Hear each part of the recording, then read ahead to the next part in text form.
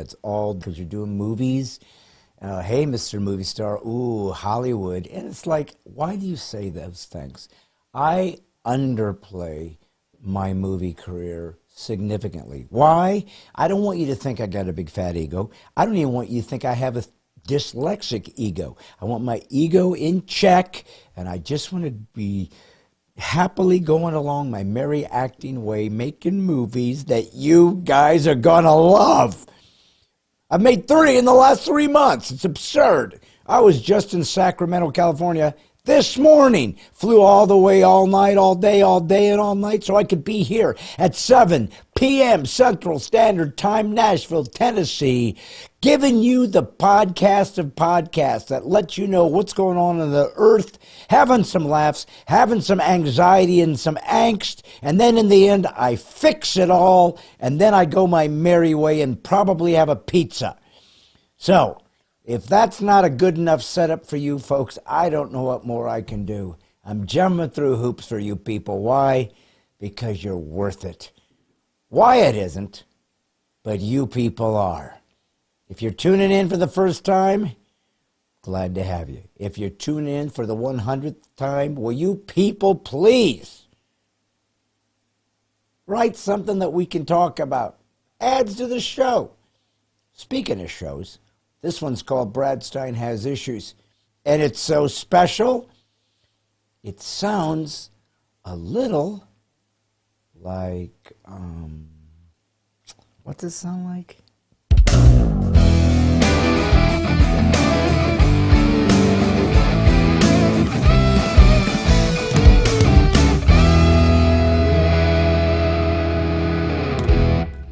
Hey folks, it's me, God's comic Brad Stine. This is Stine Has Issues, where comedy, conservatism, and Christianity collide. In a cacophony of clarity, I am God's comic Brad Stine, so nobly given that title by the New Yorker magazine. Didn't ask for it, but now I got to live up to it. And it's hard. Behind the camera, running the buttons, running my volume, and trying to keep things from falling apart, because if it's going to fall apart, by gosh, he's the one that's going to do it. My son, Wyatt Stine. How are you, son, and why are you so lax and jumping in? Normally, you would have zinged me by now. Well, I'm waiting for things to fall apart first. I need ammo. Well, you know how to do that, son. You're the fall-apart maker, I might say, I might add, I might say. Listen, it's a special week. We've had incredibly difficult things that have taken place, which we all are very aware of, and we're going to be talking about that in just a little bit, because how can you not talk about hellish things and try to make sense of them, because there is none. There's no sense in when people do evil. I mean, hey, we got to play that algorithm somehow. Yeah, and we will play that algorithm, and that algorithm hopefully will give some people some thought-provoking solace, because Lord have mercy, what do you do when you're dealing with crazy? But my whole show is dealing with crazy people, from the wokies to the leftist Marxists to, hey, the right-wing loonies who can be just as crazy, just as lunatic. Why is that true? Can they be just as crazy, or am I just making that up? Look, it's always been my personal belief that any idea, no matter what its intentions, will become evil when taken to its natural extreme. Yeah. That's just the way I've always thought that way. But do all things have a natural extreme? Well, I mean, of course. isn't the... anyone can take something too far. That's just the nature of people. We always find a way to take things to levels never dreamed of. Yeah. Well, sometimes that's good, though. That's how you come up with technology and innovation. And yes, but even if you're doing good things, if you're ultra I think we can all agree there were plenty of people who think they were doing the right thing who are not. Yeah. Well, that's what happens when you do the right thing too much. Yeah. That didn't make any sense. Doesn't it? When you do the right thing too much? The right thing. When it becomes an extremist view. Okay.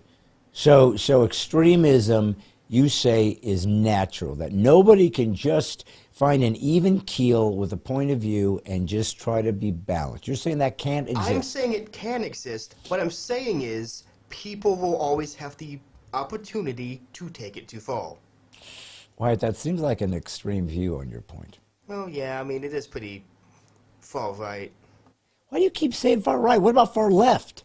They're worse. Well, it used to be far out, but that kind of fell out of style. Yeah, but you know, Scooby probably still says it, or at least Shaggy. You know, I'm still waiting for things to fall in. Maybe they do. Maybe they do. That's what we can find out on this amazing Brad Stine Has Issues show. So, Wyatt, I got to be perfectly honest with you. I don't see anything. Well, I have an announcement to make. Yeah. Officially, starting today, T.W. Smith is the official president of the unofficial Wyatt Stine fan club. White! On YouTube. Oh! You got a fan club. Well, I'd love to look at it, but I can't get my YouTube. I always have to comment on Facebook. Okay, and by the way, it's not even showing up. So, what do you mean it's showing up for me? Well, look, here's what I got. I got this right here. Okay. All right, and that's my page. That's not what you're supposed to be on whatsoever. Where am I supposed to be? I had you on the right page. Why did you take it off? You had it on notifications. That's the right page. Well, and nothing's here. Because you're not on notifications anymore. You're on your home page. Well, Wyatt, you know. Wyatt. I'll come to the rescue. Give me a minute. All right, now, let me give you a little play-by-play if you're brand new to the Brad Stine Has Issues. What you're about to see is a disembodied hand reach up into the frame, grab my iPad, fix it so I can see who you people are and who's talking to me. It'll come back. That hand belongs to my son. My son exuded from my loins. I created him from whole cloth. He wouldn't exist, nor would that hand, that hovering hand exist, had it not been for me and his mother getting frisky. Why are you always bringing that up? I feel like that's inappropriate. Yes, your mother and I have engaged in intimacies, but son, that's what men and women are supposed to do when they're married. And why you take issue with that?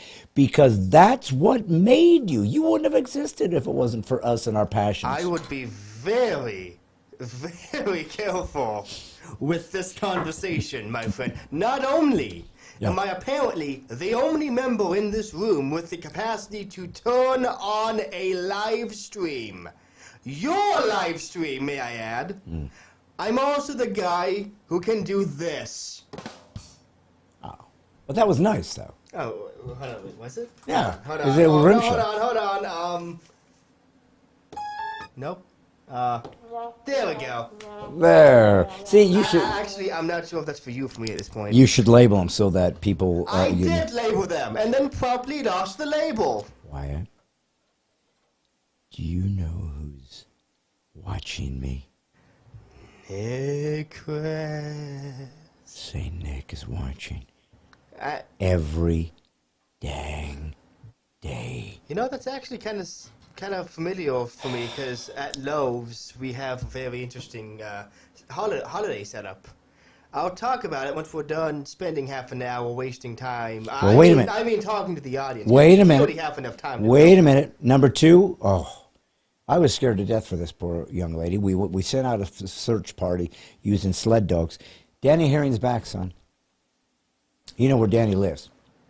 Emergency post bunker. Of course. First one got compromised. Hello, Brad and Wyatt. Tuning in this Canadian Thanksgiving. Thankful for smoked turkey in the bunker this rainy, snowy evening. You know what I always wondered? Haven't I been good to Danny Herring? I would say so. Haven't I always think lifted you would her up? say so. I hope Danny Herring says so. Haven't I always given her a shout out, tried to protect her in the bunker, tell her that we're praying for her and we're laying hands on the snow area around her because of the Trudeauisms that are coming her way. Well, so you would think the least a woman like that could do is send me some smoked turkey that you and I could have enjoyed together and then commented on what does Canadian turkey taste like in regards to American or U.S. turkey, I guess would be Still waiting for that ox tongue or whatever it was they were going to send us. That guy vanished. Danish people, can't count on them. Deborah Freeman Kirby, what are you drinking there? Oh, this is going to be a rarity. It really is rare. This is a cherry Coke. Now, I don't drink a lot of beverage, Coca-Cola beverages because they're not good for you. But I needed some caffeine because I just did 3 days in Sacramento at making a movie, and then I got up very early after a late night shooting my final scenes, then got up very early and flew all the way here to be here. So I needed some caffeine. So it's cherry Coke. But now that you say that, put it in this tumbler. Maybe they think it's whiskey. Why? I mean, it doesn't have ice in it, so... No, well, that's because it's up. But I don't drink anymore, so folks, you have to worry about me. I have been a teetotaler for 5 years, White. You've been a teetotaler for how long? I mean, I drank tea like a few years ago. You don't... Do you know what teetotaler means? I think my answer Lord to that question should have answered you. Heaven, you don't know what it means to be a teetotaler. It means you drink tea. It means you don't drink alcohol. Then why is it called tea cup or not Totally. non-alcoholic, man? Folks, see what I'm saying? That's the son that I got. I would have thought the man who's very smart, trust me on this, would know some of the terminology, an archaic one, but nevertheless one So being smart means knowing random jargon. Really? It's not random. It's classic. If that's the case, Plenty Flowers is here. Hey, by the way, we're out of hot sticks. Can you pick some up when you're out at the store next? I don't know. You're trying to be funny, like make some obscure comment. No, this was an actual question I was asked yesterday. A customer needed, and I quote, a hot stick. Now, I would like you to think. Use that brain of yours. What item do you think they were asking for? For those of you tuning in for the first time, my son also works part-time at Lowe's. There he deals with customers of every race, ethnicity, and lacking of mental capacities. So we oftentimes make fun of A, the tools and the lack thereof, B, Lowe's incompetence in keeping people from stealing stuff, and C, their deep desire to bring in more people by having birthday parties, anniversary parties, and hopefully funerals soon. Now he's talking about this particular customer coming in and saying, hey, by the way, Lowe's employee who knows everything, I'm just going to make up some nomenclature and you're going to have to follow. You got a hot stick? Okay, Joseph Locke says, is it a glue stick? That was my first guess. Yeah. But it's not. What is a hot stick? Well, I think we should give the audience some chances to guess, seeing as how you aren't. All right, good one. All right, well, I'll be saying hi to some folks. T.W. Smith, for those of you who are wondering... Insulated stick used to work on power lines. That is actually one of the definitions for it. Good job, Nick Kress. That's real? Yeah, that's an actual thing. It's used for, like, power lines and stuff. You mean those guys that are up there and they have to hold the thing out and it goes and these giant bolts of lightning and It's like, holy crap. Yes. That, unfortunately, is not what this customer wanted, though. Oh. They had a different definition for a hot stick. It's the things you break open and they luminous. That's a glow stick. Oh, it's an ember pulled out of a fire and it's still hot, but yet the wood is creating a glowing scenario that you can use. I don't That'd be a hot stick. I Literally. guess so, but like, is there a term for like, because it looks like there's like red worms wiggling through the wood when it gets really hot. Have you seen that? Yeah. What's that called? Is there a name for that? I think they call it red worms. Well, I'm just saying because for the longest time I was really sad when I saw that because I thought it was actual worms being burnt alive. That's right. Or you could have called them lava worms and felt like they were thriving. But lava worms would imply they're made out of magma, not wood. Here's a guy that suddenly can think of magna, but found teetotaling too much to ask. I also like how I said that lava is carbonated wood instead of it being... Yeah, you know what? Actually, Hey, White, did you tell me that T.W. Smith over at YouTube has started a fan club? Yep. Do you know that T.W. teetotaled over here to Facebook and he left this comment? Mm-hmm. For those of you who are wondering what Wyatt looks like, he's 7 foot tall, weighs 500 pounds. We had a 700-pound guy on our show once.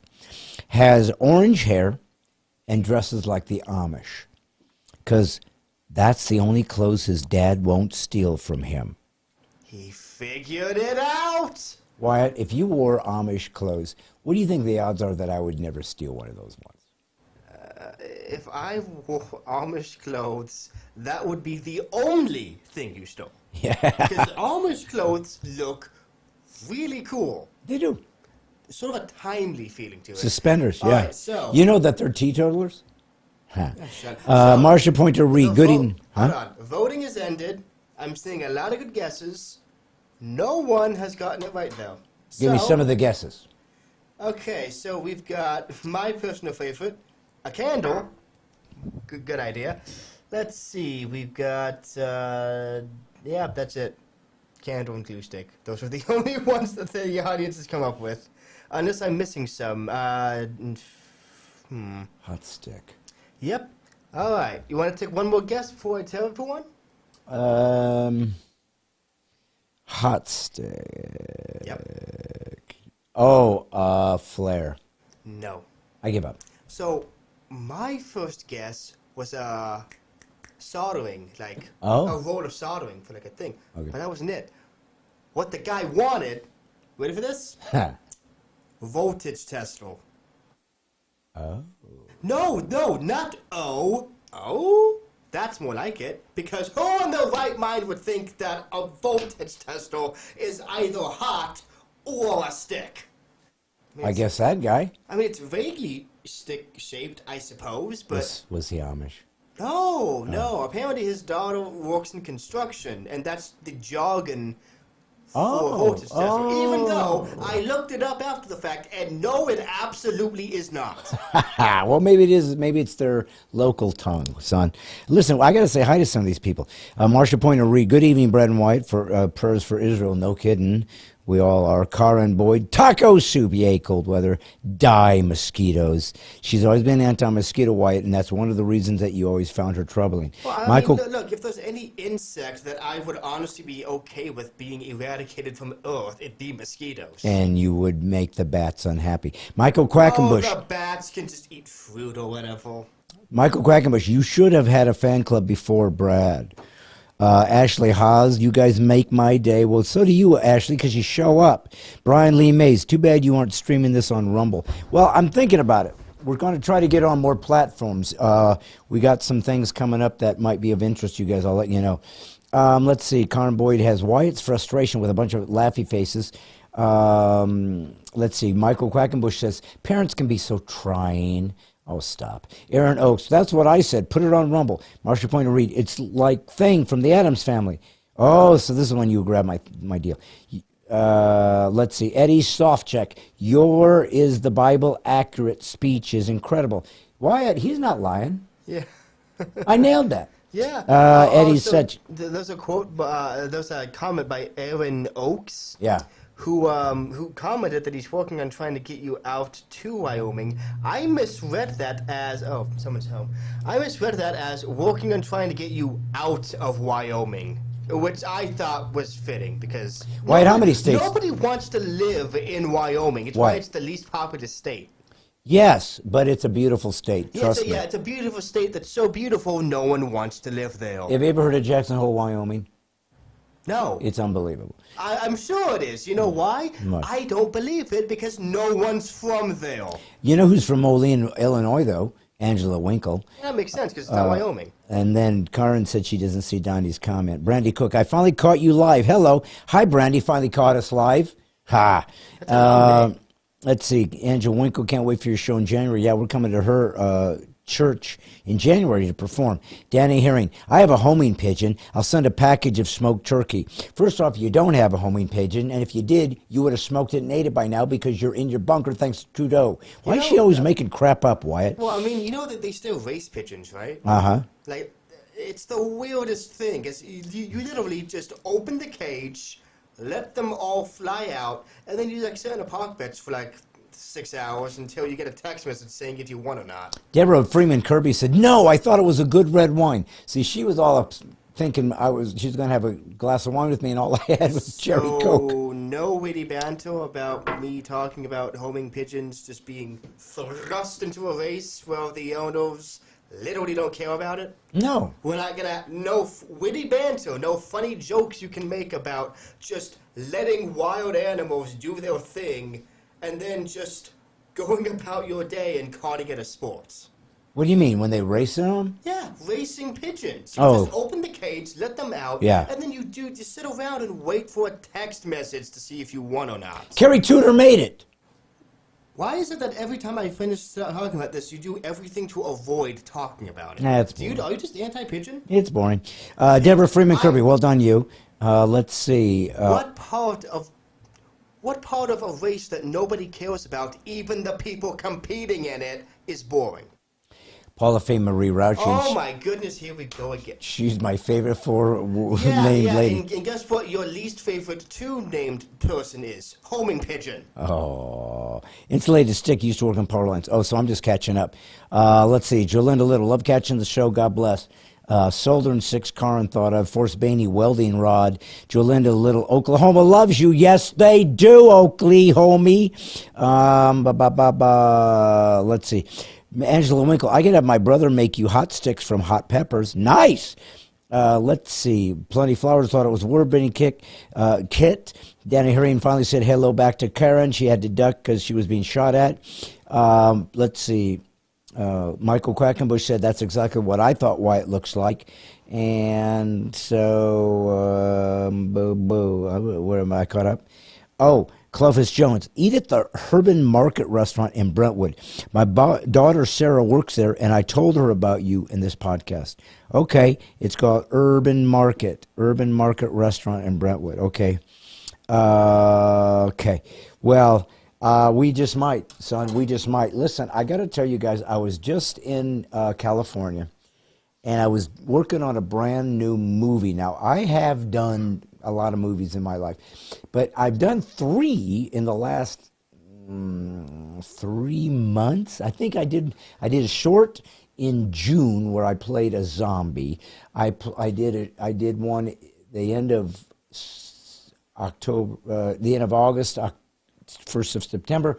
I did one called Jingle Smells, and that might come out this Christmas, and that was in Albuquerque, New Mexico. And then I just finished this new movie called Survive, where I play a dark, brooding, evil boss. Why? Matter of fact, I might even have a couple quick photos of me as that boss. You can put that up, that they took on the set as I was shooting some of my scenes. Why? Throw that up so that people can be shocked and amazed at my intriguous boss-like looks. I mean, you definitely look like you're in a movie. Well, that's because I was. Well, okay, good. You got that part right, at least. Yes, I nailed it. Let's see. Okay, so come on back to me so they can see me in it. But this time I'll look normal. I won't look like a boss. Can you see what changed, audience? Because I don't. Why? Listen, I'm wearing, fatigues or whatever. Wow, not my shirt for once. Good job. I like it. I'm shocked you haven't stole this from me. Why would I steal Hey, that? you want to know a secret, though? Why would I steal that from you? I have money. I'll just buy my own. Well, I'll tell you this. I mentioned Jingle Smells. That's what we're hoping gets out this Christmas. And the character that I played on that, this shirt was what I wore like the whole time in virtually every scene playing that character. And I took it home. I just stole it from wardrobe. I said, I like that shirt. I'm keeping it. So I did. So this was actually from Jingle Smells. That's where it came from. I mean, I've heard of actors doing that all the time. It seems like a great way to just get a free shirt. Uh-huh. Yeah. Well, you don't. Though I will say this. I did a movie 2 years ago called Running the Bases. It came out last summer, and I got a suit out of that, a beautiful, beautiful, cool blue suit, and that was cool because it's a great suit, and I love wearing it around. So I wanted you guys to know I was there. I even did a Facebook Live, and guess who showed up? What? I was doing Facebook Live on the set, telling people about it. Guess who showed up during my Facebook Nick Live? Chris? No. Who would be second to Nick in Karen Boyd? Yeah. Wow, interesting. Isn't that neat? Hi, Brad, she said. Karen's everywhere. Karen's sweet. Isn't she? Yes. Do you think she could be our nanny? I didn't think we'd need one, but I suppose. Well, how about a muffin maker? I don't really like muffins. I'm more of a Omelets? cupcake. Almonds? I'm pretty sure they just Omelets. grow. Oh, omelets. Yeah. I'm more of an egg sandwich guy. I like the egg sandwiches too. Well, folks, I told you that we were going to do something very unusual this week, and we are. Our interview this week is going to be with someone who had on last week. So this is very interesting, and it's rare, and as a matter of fact, it's kind of one of a kind. I've never had a guy on in an interview specialty where I gave him a part 2, but I had to do this because I just enjoyed it. And his name is Gary Chapman. You guys saw it if you watched last week. And it was interesting because he's a singer and a songwriter. He wrote a very famous Christian pop song, contemporary Christian song called Father's Eyes that Amy Grant made famous. And he talked about his life and doing that and marrying Amy Grant. And, of course, that kind of fell apart. That marriage had issues, and it fell apart. And we all know about it, if you know anything about that industry. But you don't know really some of the details and what really took place. It was a long time ago. And just to let you know, this isn't in any way disparaging anyone or trying to harm up. They're all good friends now. They all get along. They're reconciling as God would want them to do. So this isn't spilling the beans or trying to burn anybody. But he does tell us some things about what happened that he never really have said before. So in a way, it is kind of an interesting insight into a very difficult time for him. And you're going to enjoy it because it was beautiful. There's some wonderful, wonderful things. And I saw him a while ago and asked if he'd come on and tell this one particular story. He said, no, I'm not ready. And then suddenly he was. So I'm very proud and pleased that he would, because I think it's more than just his story. It can help you to just about redemption and forgiveness and getting through some very difficult times. So trust me when I tell you, you're going to really appreciate tonight's interview as an addendum to last week's. If you didn't see last week's, it's still on Facebook, archived on Stine Has Issues. It's still on my Facebook. I hope you follow. You can go back last week and see the whole interview if you want to catch up. But you're going to really enjoy it. But I got to talk about Israel. How can I not? Folks, I've always been a supporter of Israel. I've always believed that Israel was a country that God had anointed to basically bring his plan to fruition on the earth through his Messiah, when he dimensionalized himself, that this is a very old land with incredible history and literally changed the world with Abraham, giving us the 3 major monotheistic religions: Judaism, Christianity, and Islam. And I was there a number of years ago. I was in Israel. I was doing a documentary. Now, the documentary was called Boycott This, and you can see it. I think it's on, I was trying to do some research. I couldn't find it.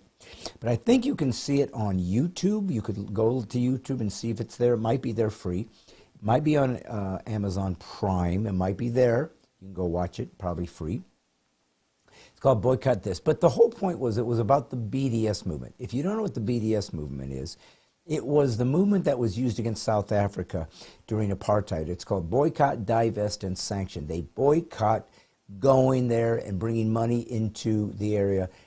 They divest. They don't invest in them and help them be able to build up their infrastructure, and they sanction them. They put restrictions on their ability to sell and buy and trade. And this technique worked to help end apartheid in South Africa, which is good, and it was an important thing.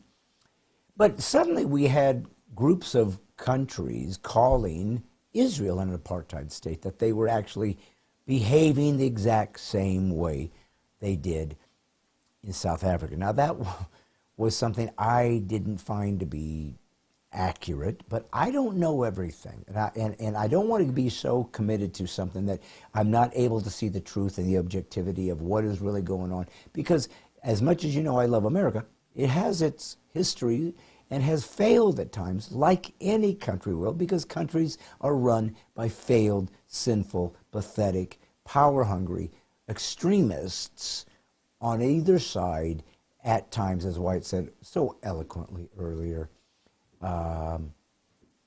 natural extreme. It seems when you're given power, it's natural to try to take it. No. I'm not saying it's natural to take it to the extreme. I'm saying it's the natural. When I say natural extreme, I mean if you take it to the extreme, there's no sugarcoating it. That is what it becomes. It's not an artificial. I'm just using. When does it become extreme? When does it become? Because one guy's extreme is another guy's passion for trying to stand up. That is a great question, and the best answer I can come up with. If you're an outlier, if you're the outlier in an equation, you stand out. Okay. And outliers are extremes. This is math and physics thing. Like if you're doing a test, and you do it like 1,000 times, and 999 times the answer is like 5, and then one time the answer is 20. That's an outlier. That shouldn't be there. Yeah. It's too much. It's an aberration, though. No, not necessarily. If something's 999 times and it's 20 once, then somebody made a mistake. Something's wrong. Not necessarily. That is possible, of course. Yeah. But it's also possible that that's just a natural, although unlikely, result of the experiment. It requires further research. Okay. But the point I'm making is that, assuming that 20 isn't caused by human error, that is just a natural extreme of that experiment. Yeah. That's what it will eventually get to if it's taken to its furthest. Okay. That's all I'm saying. All right. I mean, I'm kind of understanding it. Some of it, I don't know that it was thoroughly thought through. To be fair, it's hard for me to articulate a philosophical point like this through improv. Yeah. I need some time to really work on phrasing it. Yeah, I think so. Because I think the overall point. So the lesson learned is, if you're on a podcast whose entire purpose is to let people hear you audibly, perhaps you shouldn't open your little flappy jaws until you know what you're talking about. Well, the thing is, what if you do know? What if you think you know what you're talking about, but you don't, but you didn't realize it until you said something and realized you didn't? Well done, son. You took that to an extreme. Yes. But that's no outlier. No kidding. Well, listen, folks. So I did a documentary with a friend, Stan Moore, and his wife, and it was called Boycott This. And it was really going to see, okay, tell me about Israel. Explain this to me. What's really going on?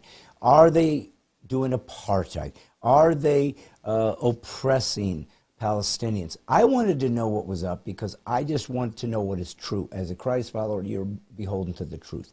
And so I made this documentary, and we interviewed folks. And the truth is, folks, Israel is a beautiful country, and it's an amazing country. And there's areas that's spooky. I mean, the IDF, everybody has to be 2 years in the Army. And so the kids are walking around with guns, ARs or whatever they carry, because they literally are in a combat potential zone 24/7 every dang day of their life. I think when I was over there, I had bodyguards because we went into Palestinian areas to interview some of those folks. And the Israelites leave them alone and let them have their own territory in their own country. So it's anxiety-ridden because these are scenarios where people die. It's real, as we just saw. So we had bodyguards. And I think I might have even shown a photo of my bodyguards once on the show. If not, I'll get it. But you realize the fragility of this country and how many people want them destroyed when you're there, because it's tense. And someone had, there had been a shooting at the time I was there in in California, I think a guy went and shot up a few folks, and kind of was on the news. And my bodyguards were saying, you guys are blown away because you're dealing with these odd situations that show up every now and then, these outliers. Well, we've been dealing with this since we were born in 47, right?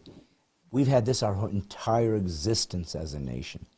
So for those of you who might find this an interesting documentary and show you what I was trying to do, I have a clip of the trailer to Boycott This. So you can see what I was up to. And this is, I'm going to say 8 to 10 years ago when I did it. Maybe a little less. But this is a clip or a trailer from my documentary Boycott This. Then we'll come back, talk a little bit, and then we'll head right to Gary Chapman. Folks, trailer to Boycott This.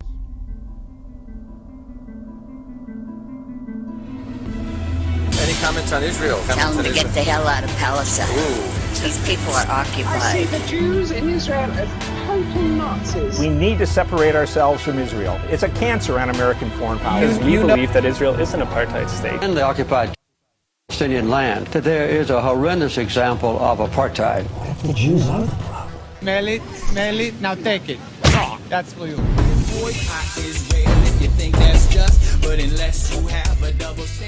So, my journey begins. Journey to discover the truth. I'm going to need you, the viewer, to trust me just for a moment, because I have no agenda. I'm a truth seeker. Hey, I'm stupid. I'm going to have to go find experts, a lot smarter than me, and see what they have to say. I'm talking about real people, students, Jewish people, Israeli people, Palestinian people, soldier people, Jewish comic people. My journey took me to L.A., New York, D.C., and finally, Israel. Where are you from? Iran. Iran? Iran. All right, good for you. Shah. Yeah? Oh, yeah, okay. You're the Shah. I wondered what happened to you. Thank you so much. He ended up here. So your people, Palestinians, have been here how many? We've been here from the time of Adam and Eve.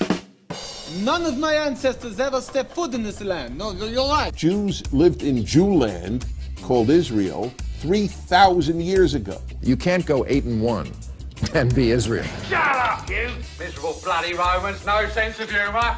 And I said, you know, I think if you live there, you know, your main problem is I might get bombed when I go to the dry cleaners.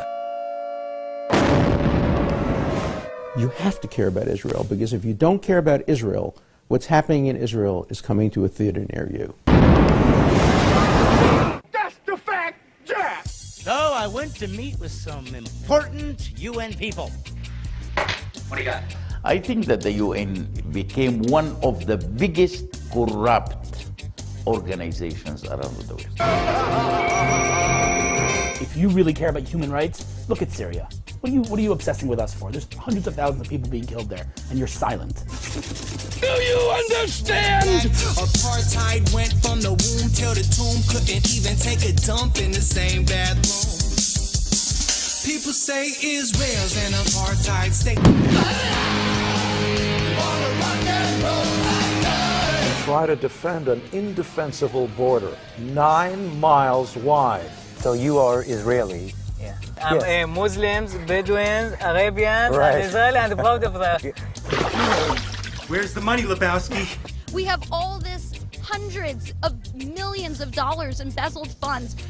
Palestinian government, a lot of them have become multi-billionaires overnight. What? Hey, I'd love that I've gotta get in. I'd love that too. What we're talking about here is the BDS movement. What does that stand for? Bigoted double standard.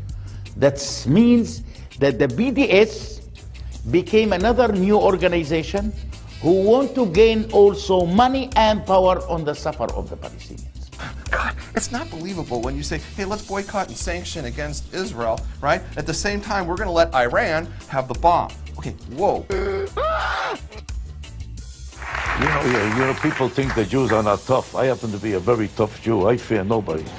The only tough Jews are in Israel. In Israel, the Jews are tough. Oh, yes. I saw them. I thought they were Puerto Ricans. They are 0.001% of the entire landmass of the world.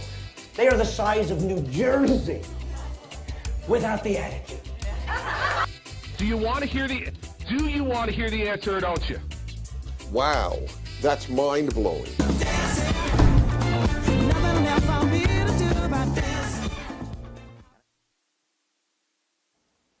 Yeah? So that's what it looks like. That's the trailer. You can see that it was obviously prescient because what's been happening in Israel has been happening since it was birthed. And this was just directly dealing with the BDS movement and the attack against Israel by neighboring states that are trying to basically not let it exist. And that was the key. And the truth of the matter is, it's the size of New Jersey. It's a small state surrounded by enemies, surrounded by enemies that don't want it to exist. That's just true. And that's what they're trying to live through, and it's the only Jewish state in the world. It's a small group of people. I didn't realize until I did this and did the research, there was like 14 million Jews in the whole world. It's like, what? I thought there'd be 1 billion or something. No, it's a small group. Matter of fact, it's one of my proofs that God must be real, because the fact that the most historically documented persecuted people group on earth are Jews, and they're still here and thriving, is impossible unless there's some divine intervention there. So what happened over the weekend, there's no words. You know, it's just, you know, we have to remember that could be us, guys. You're just going to the movies, you're just minding your own business, and people just decide to start shooting you and raping you and butchering you and breaking your legs and parading you through the streets. And that's what they did. And that civilians, not people at war, not soldiers, civilians, babies, old ladies, old men, people just minding their own business. It's evil. It's evil. And I don't want anybody to die. I want people to live in peace. But we can't. We can't, because we have different ways of seeing the world, folks. We have different world views. We just do. And they can't coexist. You've seen this. The bumper sticker coexists with all the different beautiful, you know, whatever they call those little icons that represent the religious belief. Hey, can't we just coexist? And this is the problem with the left. It's all words. They think if they just say magic words that things magically take place. They don't. You cannot coexist with democracy and Nazism and Marxism. You can't. Theocracy doesn't fit with a republic. It doesn't work. They're antithetical. It's impossible. They have different purposes for their existence. And you have to be aware of that. So we have to defend and pray for everybody, because the truth is there's going to be some innocent kids and men and women, children in Palestine who are going to die. And they didn't start it, and it's usually, from what we understood, if you watch that documentary, it's the power players, it's the politicians, it's those at the top. A lot of the regular citizens, they don't. Now, some do. You look at Iran or whatever, they're taught to hate. They're taught to hate Israel and Jews. So they don't know any different. But there's a lot of people, especially those who live in Israel, who work in Israel, Palestinians, who say, just leave us alone. I'm doing better here than I would do in a Muslim country. I want to be left alone. I want to be able to work. I want to just be able to be at peace. So they're stuck with the stupid, evil decisions of their leaders, just like we are, just like any place is. You're stuck with your leader's incompetence, and if your leader is evil, you're going to pay that price, because you have sowed to the wind, and you will indeed reap a whirlwind. It's a guarantee. And folks, I'm sorry, I don't care what you believe or not. The Bible is the word of the living God. It's the greatest, most amazing book in human history. It literally is the rule book for how the world got here, what messed it up, and how it's getting fixed. And it made it very clear. You screw with Israel, you're screwed. This is where we're at, folks. And just like in our own country, where we're watching people being streamed through this border who want to kill us, it doesn't bode well. You can't do this.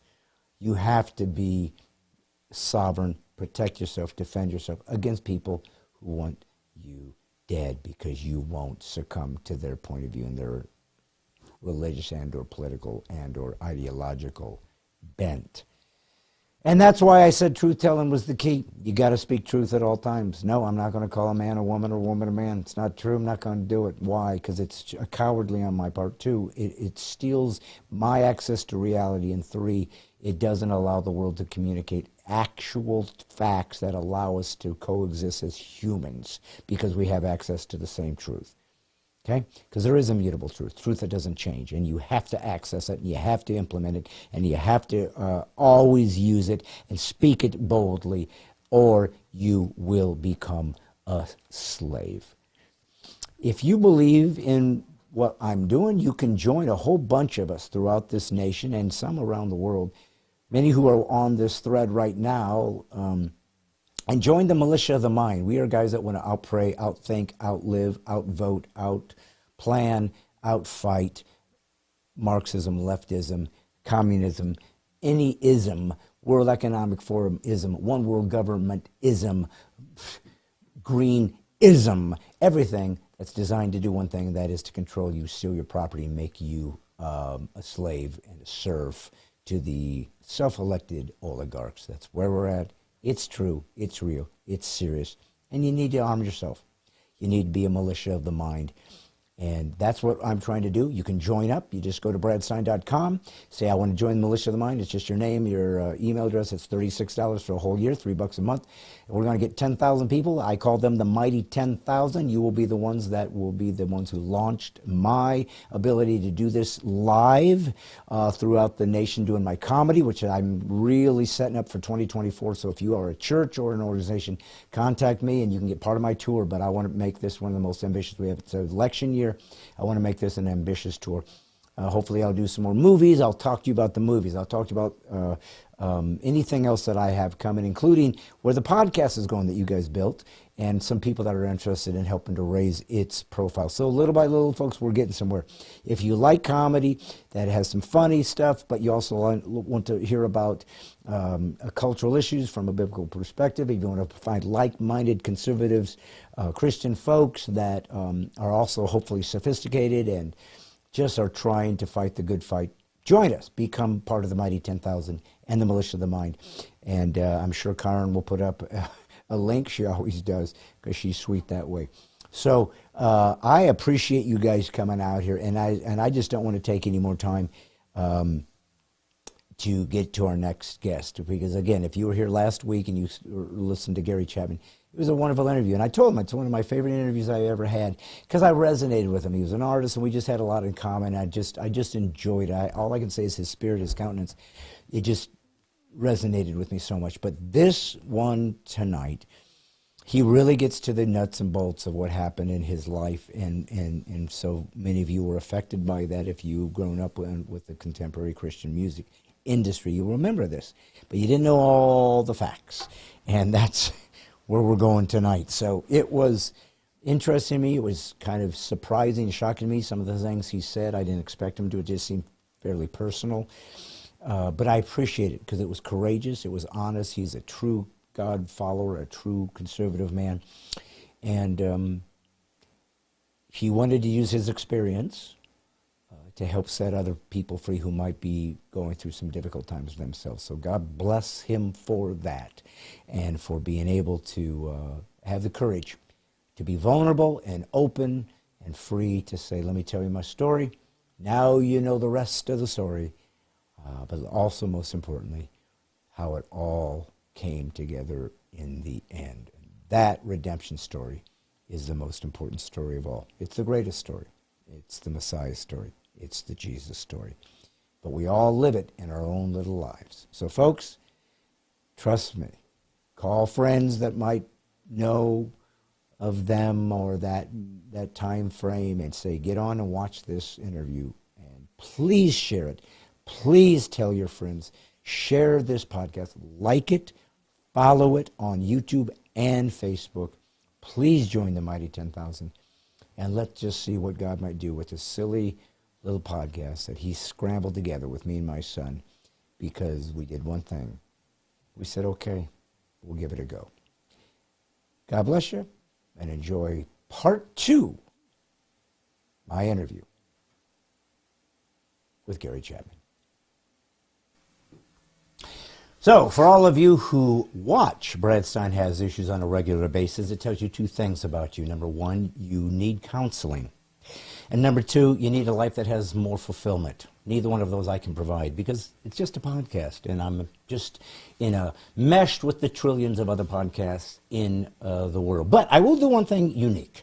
It is what I say in the beginning. It is comedy, conservatism, and Christianity colliding in a cacophony of clarity. So I always try to bring on people more interesting, more insightful, more artistic than me, which isn't hard to do. But why wouldn't I? Because if I knew everything, if I had all the insight, then I wouldn't need guests. I would just talk to you, but I need guests. I need people that are more interesting than me, or at least have a perspective that I'm interested in. So selfishly, sometimes the interviews are just for me. And there's nothing you can do about it because it's my podcast. But I'm doing something today that I told you guys about that I've never done before. In the, I guess, 3 years I've had this podcast, and granted, in the beginning it was just kind of low budget on my laptop. I didn't know it was going to turn into this monolith, this juggernaut. Wyatt, are we a juggernaut yet? I mean, we're big, but not juggernaut big, more like skyscraper big. So Okay. We're getting there. Okay. So if a skyscraper became animated, though, would that be a juggernaut? Well, I don't know. Depends on your definition of juggernaut. Honestly, I just assumed it meant big. Okay. Which we are not. No, we're not. We're not. And that has always been my game plan. Everybody goes for the big. I said, let's stay mediocre and then taper off. I'm trying a whole different perspective. I mean, hey, man, you have stuck to it to a T. Thank you, son. And that takes a lot of effort to not succeed. That's hard. Thank you, my son. That insight, that voice you heard in the ethers, that's my son. He issued from my loins. I created him from whole cloth, and so I give him permission to mock and ridicule. So is that like my catchphrase now, or my description? Just excluded? Exuded. I don't care. Do you really think I care about the exudedness of me and loins? No. No, just keep in mind, every time you speak, every breath that comes out of your mouth exists because I decided that I would get intimate with your mother. Yes, I understand that. What I don't get is why you have to tell the entire country about it. It's my podcast, and you do what I want. It's like, is that how you describe me to people when you're, like, talking to me? Like, not in the podcast, but, like, when you're out in, like at a movie, talking to a friend, and they mention me. Is that how you describe me? When I talk to a friend in a movie theater, all I hear is, shh. Now, listen, I've got to get to this guest, because this man does not have all the time in the world. He's huge. He's gigantic. And he's a juggernaut, frankly. But more than importantly than that, he's doing something I have never done in my podcast history. I have never had a guest on 2 weeks in a row that I'm aware of. And I certainly have never had a guest on that was so interesting to me and so chemistry connected. And I mean that literally. I've had lots of wonderful guests on. They're all great. But for some reason, I just enjoy talking to this gentleman. I just feel like we have something in common, and I love that. It's rare. But more importantly, we began to talk about something last week that needs to be finished. And the reason it needs to be finished is because it's incredible, but it also tackles a subject matter within the Christian community in America that needs to be discussed. And that is, how do we treat each other when things get grim? How do we treat each other when a believer that we maybe worshipped, and we kind of do, right? We find our certain iconic singers and whatnot, and we give them the status they never asked for. And when they have a problem, when they have a challenge, when they stumble and fall, as we all do we put them under a scrutiny that isn't fair and literally dangles amongst what we would call legalism and or self-righteous judgment? Well, the answer is, I think we all know. Yeah, that's what we do. And this particular gentleman went through that nightmare and came out not only unscathed, but a better man, which tells much about his character, but also why I like to call him a friend. I don't know that he would reciprocate. I don't blame him. Who would? Nevertheless, let me, with great privilege and honor, welcome back for the first time in history an addendum to an interview in a completeness. My friend, songwriter, and artistic extraordinaire, Gary Chapman. Gary, thank you. Thank you. And easily second best intro I've ever had. No question. At least second. I'll say it. I know what the first was. Thank you for your love languages Bible. Thank you. Exactly. Let me sign that. By the way, if you don't know, he's not the love I'm language. not that guy. And this poor guy Long story. What are the odds? It'd be like if your name was it's not like it's not Smith. It's not. Chapman is kind of. It's not weird, but it's not Smith. It's not completely. It's like with Wyatt. Now you heard my son Wyatt in Loin Boy. Yes. Yes. That's how we talk about it. If you don't have a shirt for that kid, yes, it says Loin Boy by sunset. Making you're an idiot. Merchandise. We are moving on. Okay. Well, listen, son. First of all, one more thing I got to get out of the way. I personally prefer cashews or almonds to juggernuts. Oh, nice. Yes. So you have a preference. And I remember getting that in the writer before you agreed to come on the second time. But and I don't see Wyatt, did you find the juggernuts? I sent you on that to Whole Foods.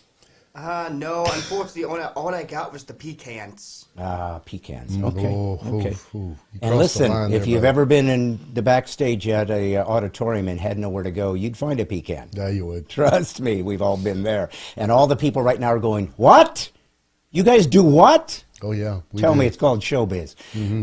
Haven't you ever been in a green room and you go, I got to pee, I got to go on, there's nowhere to go, now what? Oh, there's a can. I'm in. A wastebasket, that sounds horrific. But what are you going to do? No issues whatsoever. Oh, None. my goodness, No. my goodness. Well, I mean, I got to, before we started this podcast, you were giving me a bit of a story, and I'm sure you have many, but you told me an interesting story, and I'm not going to go through all the details of it, but I thought I'd bring it up because I have an interview coming up soon with a doctor. What do they call? Not a ophthalmologist? Is that what the guy? Eye guy. They call him eye guy. Eye guy. And that's Who is it? That's Ming Wang. Ming Wang. Ming Wang. Dude, he's a friend of mine. Okay. Well, he's awesome. He has actually operated on my eyes twice.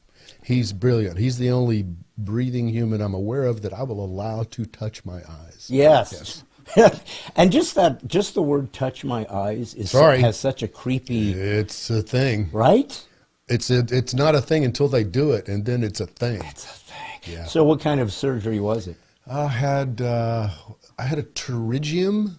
You don't know the word. It I don't know sounds if like you know maybe this it was a dinosaur that flew, but that's not it. Do you know my first band was called Pterygium? Pterygium? I thought so. Yeah. And Loin Boy knows that too. Well, he knows all my bands. So it's a thing that starts growing in the corner of your eye, and it's very slow growing, but it's inevitable. It will work its way across, and you will lose sight in that eye. It's like a tumor? Or like a calcium thing or something? Who knows? It's just a growth in my eye. Ming. I don't know. Yeah, Ming knows. I know the actual word. It's a pterygium. Okay, pterygium. So Ming Wang pioneered, because it's very difficult. You can get rid of them, but then they come back. Then you get rid of them, and they come back. It's a pain. Kind of like your kids. A little bit. Okay. So he pioneered this process. When he takes the thing away, when he removes it, in its place, he puts an appropriate size of a placenta. They harvest placenta when a woman gives birth.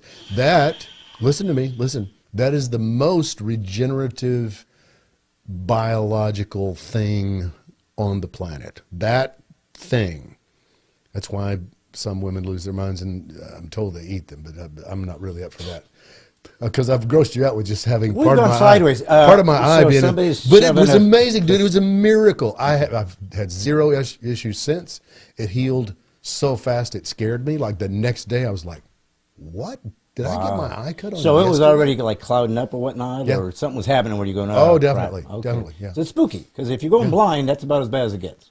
Yeah, I'm thinking. Well, I mean, there's a few other things. As a singer, what would be worse, going deaf or going blind?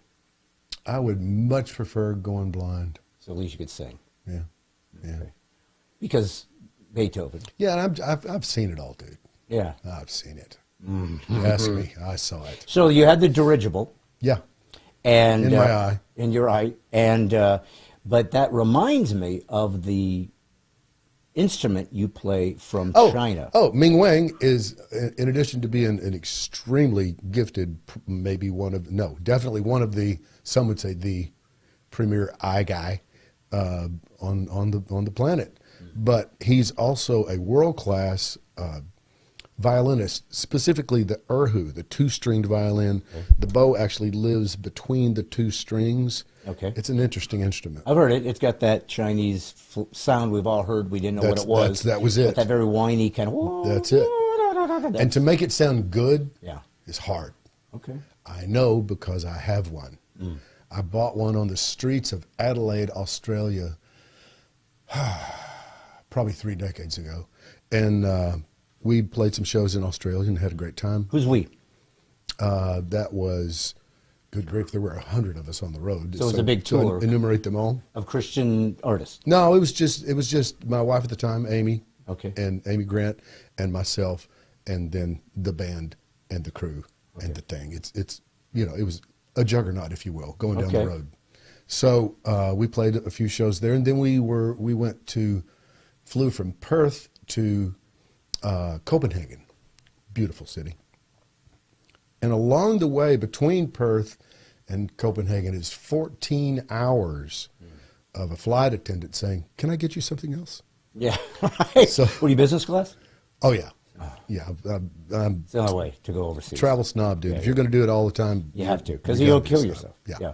So we get there, and there does exist footage somewhere of me in the hotel lobby once we finally got there, playing Feelings on my newfound erhu, and it was horrible. It was so bad. So it was the first time you'd ever tried to play the instrument, though? No, so I practiced on the plane. Okay, well, as long as you got 15 hours in, then what's the problem? Let's break it out.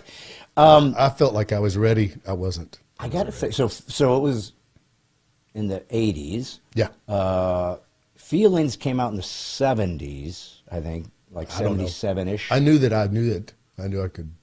But here's what I wanted to say to you as a musician, because our first episode last week, we talked about songwriting, music, and this and that, and you have some hits that you've written and what it's like to sort of, do I own a song? Did God give it to me? And I just sort of expressed it and everything. But when you said Feelings, it reminded me of something, and I don't know if there's other categories you can come up with. But there's a handful of songs in history, usually pop songs, that are hits, #1 hits, huge, big money, huge. And it doesn't take long until you begin to despise them. Like something about them you begin to hate about the song. Now, there's no reason for that, because if they're popular, comes to mind. Yes, songs that work and you like it, but then something, it doesn't stand the test of time like some do. There's some songs you can listen to 1,000,000 times. I heard one of those yesterday. See what I did there? He's calling back from last episode. Yeah. This is why I bring him on, because he's doing it. Why he's doing a callback from last week's episode yesterday. Why? There's a guy named Paul McCartney. He's a songwriter. Old guy. And he's with us, but and he wrote a song called Not for Yesterday. Long. Not for long. He's creeping up on it. No, very much so. Yeah. So it's called Yesterday. Why? You ever heard of that? Oh, you mean one of like the most famous covered song in history? That's or whatever? the one. Yeah. Oh, you know what? I have somehow no. I haven't heard that song. Would you please sing it to me so I can like remember it? Now you got to understand that this guy's favorite band is Rush. Yes. So he's more prog rock guy. So and he plays drums and he loves Neil Peart. Yes. Neil Peart. Good grief. Yeah, maybe up there in the top 2 or 3 live shows I've seen in my life. Which one did you see? Rush. This was, I'm trying to remember the name of the tour. I saw them at Oakland Coliseum, which is an event within itself, if you've never been. More Clockwork weird, Angel? more weird people than should be in one place at one time. Well, then Deadheads. Worse than Deadheads. Oh, yeah, Deadheads are all cool. They're all just like, hey, what's up, man? Yeah. These people are maybe casting a spell on you. Well, I had seen I'm not kidding. There were like full-blown, straight-up, I'm definitely a witch people there, yes. Wow. Why did you encounter that when you went to see Rush 3 times? Wizards, yes. Not a witch, though. See? It was, but it transed. Oh, you know Yeah. what? That makes a lot of sense though. Now that I think about it. Well, anyways, but I was curious about. We're all over that, which I love. I'm curious about, and this is not what I plan on talking about, but that's the beauty of having a fun guest. Is I love talking art. You know, I just love artists, and it's odd because I'm a conservative, I'm a Christian, I'm right-leaning, if you want to categorize it, which has somehow been categorized as non-artistic or somehow stuffy, lacking depth of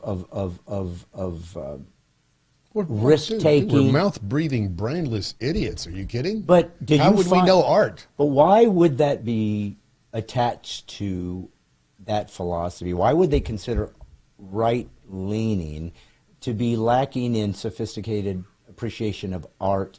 Because art, if you really accept it, has to be pretty open to a lot of ideas that some of which you may not agree with, but you're still able to appreciate the content over the context over the content. It's like listening to a comedian, a George Carlin, brilliant writer, very dirty, anti-God. I'm neither. I can still go, I wish he didn't use those words, but I can still see this guy can write. That's brilliant. So I'm guessing songwriters perhaps have to, not that many songs are so specifically political as to turn you off. Right. But I'm just curious about, I got off track of where I was going, which was with feelings.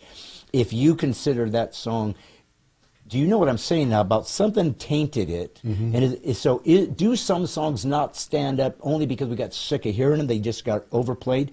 Or can something become so pop that it also is very lacking in substance and eventually reveals itself over time? Or did that question make no sense? All of those things are true. That's my answer. Okay. Everything you said was I'm correct. not wrong about it. You rambled, but it was all right. Well! It was all correct. Thank No, art is subjective. As to why conservatives or Christians or people on the right side of whatever fence happens to be in front of us get labeled. A fence that we want built, by the way. Oh, yeah. Build that fence. Build that. No, the reason they get labeled as idiots is because that's a ages-long fight between good and evil. The darkness wants us to appear as though we're stupid because it takes away any power or influence we might have. Yeah. To the degree that I've actually written a song, I will send it to you. The whole one of the things that they're doing it to me now. They probably do it to you. I am labeled insane, basically. I'm out of my head. And it bugs me, but I started thinking about it. They've got a point. Who labels you insane? The darkness, the left, Well, Satan, whatever. Who live in lies, so what difference does it make? Here's the thing.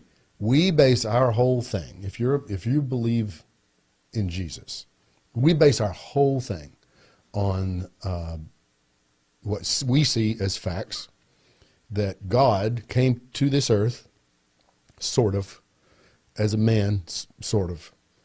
As a result, It's a mystery. As a result of not a man having sex with a woman, right? So he was born and he lived. We don't know a whole lot about the beginning of it, but at 30 he got baptized into some water, and then a bird came down and landed on him, and a voice said, "I like what you're doing. Proud Now of you're making it sound crazy. Proud of you." You're making Hang on, it- I'm not done. Okay. Then at that moment, he started being able to make guys that hadn't walked in their whole lives run away from him, make blind people see. Without Ming Wang. Demons, exactly. No Ming Wang. Yeah. Just This Jesus. is pre-Wang. And then, dead people coming back to life again. Did some wild stuff. Then again, chose to get on across and go through, obviously, the worst imaginable death. And then, not to mention taking the weight of every sin that was ever committed by any breathing human on his soul to bear that weight. And then 3 days later, he himself came back to life. Then he walked around for 40 days or so. And then he disappeared up into the clouds. And we are all just waiting for him to come back. Same way. All right, dude, that's nuts. It is, okay. It is crazy if you look at it. So I've written a song. The title is Call Me Crazy. And you will love it. Why don't we play it on this episode? We'll put it in. You got it. I've actually got a great video play of it. Okay, Yeah. so Wyatt, we're going to play that song from Gary. It's called what? Call Me Crazy. Call Me Crazy. Yeah. And is it on album or is it something? It will be. I'm starting on a project as we speak, basically, and it'll probably be the first single to the degree that a guy like me has a single. Christian radio will never play it. But it will still be available. But this will be the first time anybody's heard it. It will. Okay, for many so people, folks, yes. You are getting an exclusive, which is what you get on Brad Stine Has Issues. I am giving you a first taste of an album yet to come. Call Me Crazy by Gary Chapman. Wyatt, hit it, Lone Boy. And then we come back from the songy. What? How did you think of that? Call Me Crazy. You're crazy. I'm nuts. How did it come to you? What was that? What was it? How did that? I think I described it in depth probably too much before. That's how it came to me. It was happening to me, and that was my response to it. I don't care if you call me crazy. You're crazy for thinking I care that you call me crazy. I'm so beyond giving a rip what honestly anybody, Christian or otherwise, if I'm not married to them or somehow in their bloodline or spending copious amounts of time with them on a regular basis or under their leadership as my pastor, if there's not some depth of relationship, I don't care what you think of me. Yeah. And it's ultimate freedom. That's still hard to do. No, it's not. Well, no, you it's didn't not. take time to learn how to disconnect. Once you cross the line, you will never go back. Okay. It's the most addictive thing I have found, and I have found a few. So you get power out of Absolutely. no longer finding any restrictions by those who should have no value in your life anyway. Crazy power. Okay, nice. Well, we need it, and that power, though, it's interesting that you said that because you talked about the desire from leftists, philosophically, and or darkness, as we would say, to control you. Sure. To decide how you can behave, what your philosophies or belief systems... Or to just destroy you. Or destroy you, That's or the at least to mock, ridicule, do whatever they can to despise the light. I mock their mockery. And you mock their mockery. But there's another angle to that is a perfect segue for why I wanted to bring you back and why you graciously agreed to do that. And it's important. And it is important because, Gary, none of us have a lot of time left. I don't. So let's leave some... I didn't have a lot of time left when I went, wah, the first time. Yeah. It's so stinking short. Short. Dude. It's nothing. Now, you've left songs as legacies, right? And that's beautiful because they'll outlast you. Yeah. Well, but still, it's mattered. Yeah. Father's Eyes, as we talked last time, is a beautiful song. But I also talked last week about the story I read in that magazine about Amy Grant, your former wife, and just the sense, it's ludicrous to me now because I don't know what I was thinking, but the sense that I had to protect her, that she was this It's not ludicrous, innocent dude. child. I think it's beautiful. What you said was spot on. Yeah. It was not fully informed, but it was spot on. Yeah, Yes. But what bothered me, and you know why it happened? Why it happened, I can tell you exactly why it happened. I got a book I wrote called, there's an old copy, Being a Christian Without Being an Idiot. Mm-hmm. 10 Assumed Truths That Make Us Look Stupid.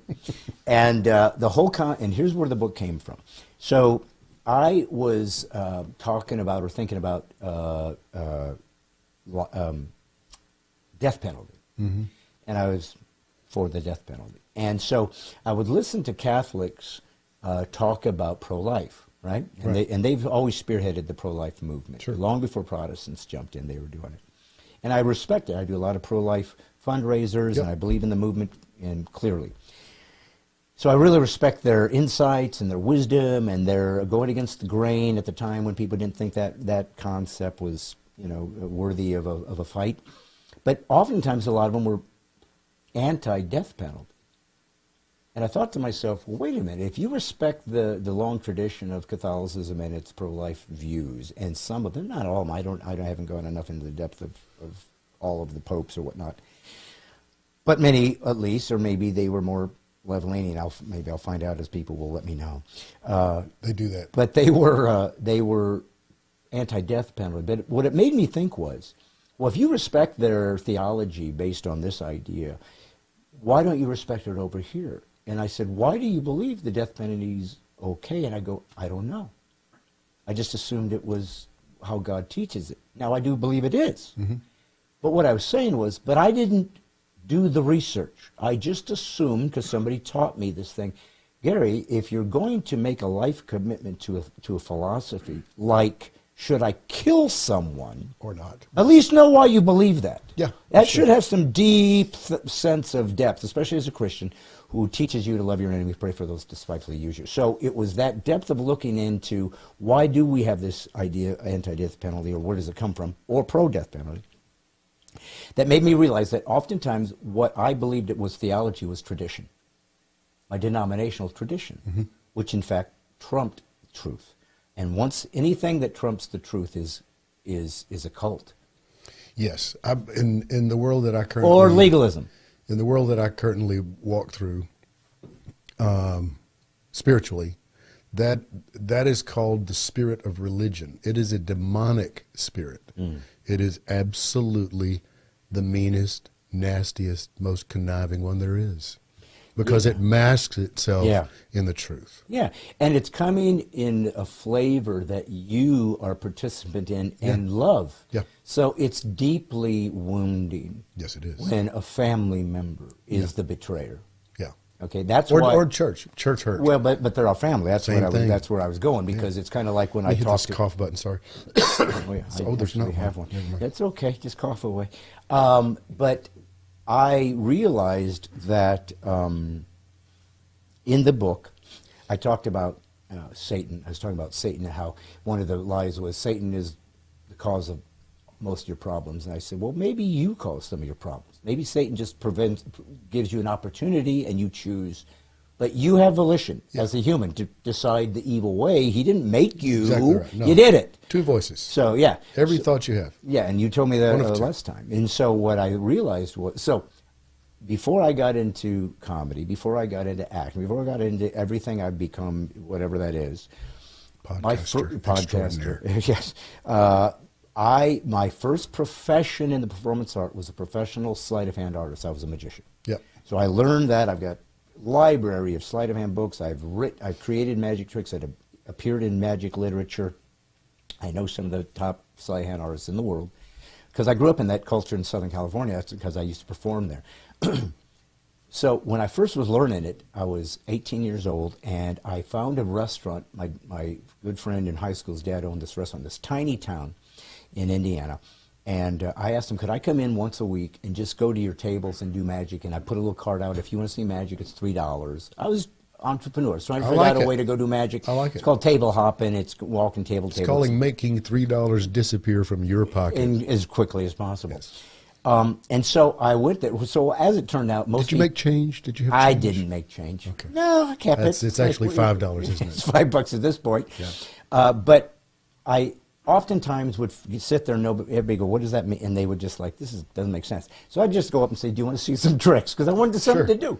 So a couple from my church came in once, just a couple of them. And they're sitting down. That's the devil's work, brother. I know them.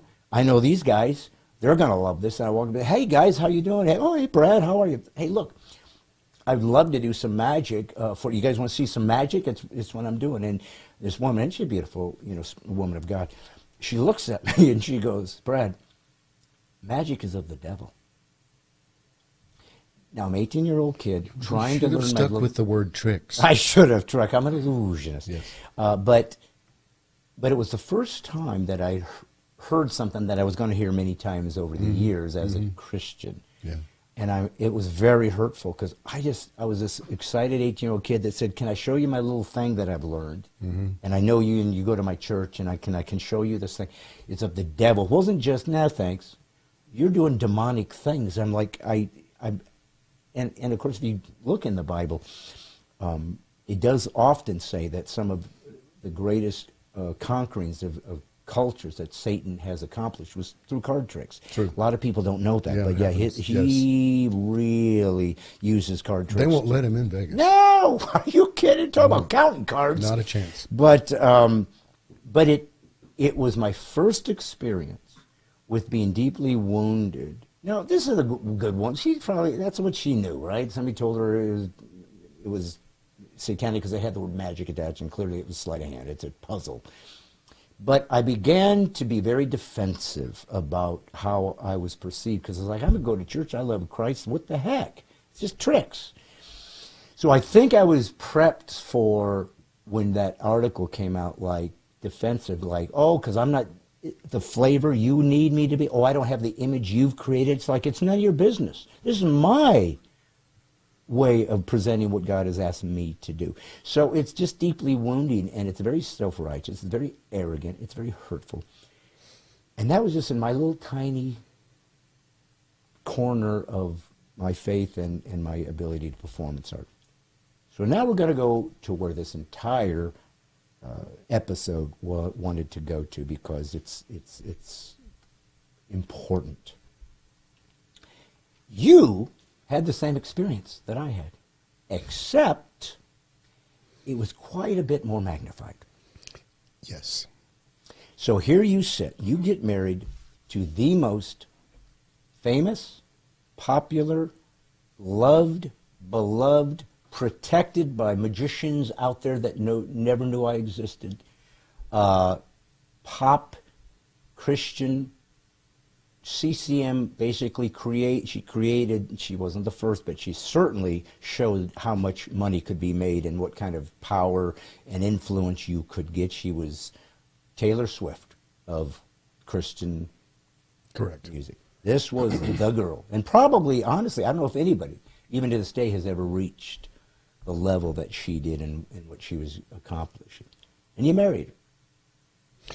Yes and no. When we got married, that she wasn't all that, but she became that. Yes, yes. So you even watched... I married a really just captivating girl that I met at a record release party for a song that I had written, which became the title cut and the first single on her second album. Which was? Father's Eyes. Father's Eyes. Okay. And the minute I saw her, I was like, okay, there you go.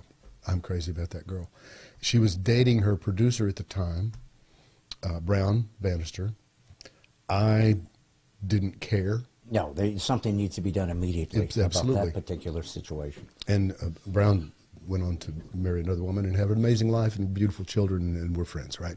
But yeah, it was literally love at first sight. Not for her. It was her record release party. She met me.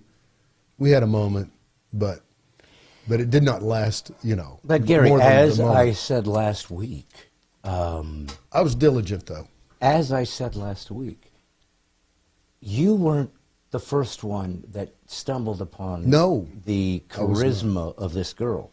No. I don't know what the heck she did or what she had, what kind of vibes God gave her. But every dude that ever existed that was a Christian, it's like, oh, she was so beautiful. I don't even think it's beautiful.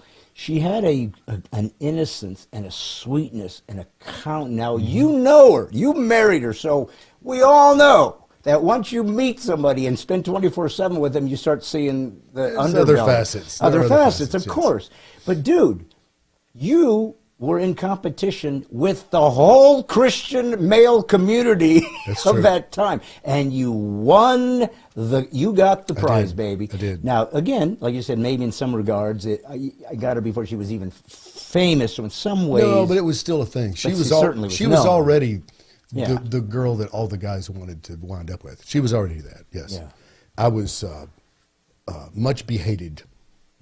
Is that a word? Behated? If you can be beloved, can't you be behated? I don't know if you know this. My first band was called Behated. Behated. I heard that. Yeah. I heard that. It was 15 years old. We were just getting started. It was a garage band. Yeah, it's a great band. But Ming Wang was in that. I forgot to mention that. That's when he was first starting out in his career.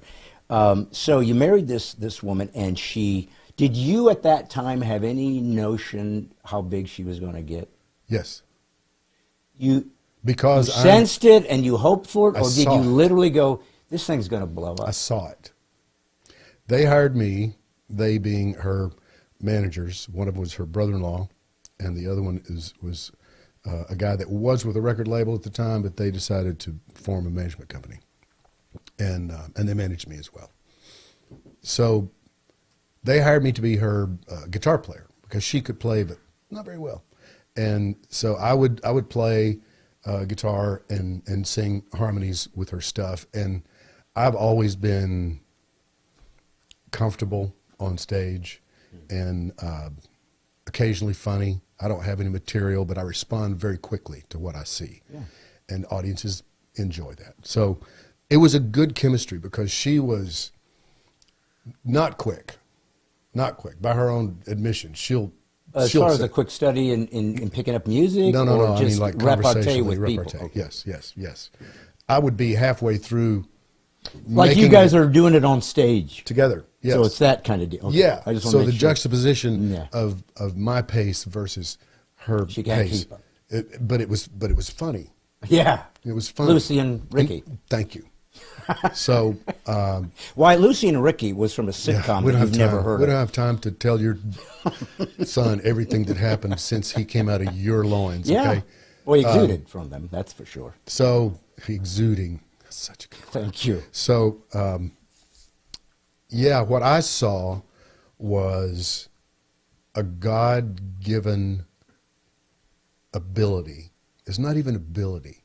She has what a lot of people refer to as favor. It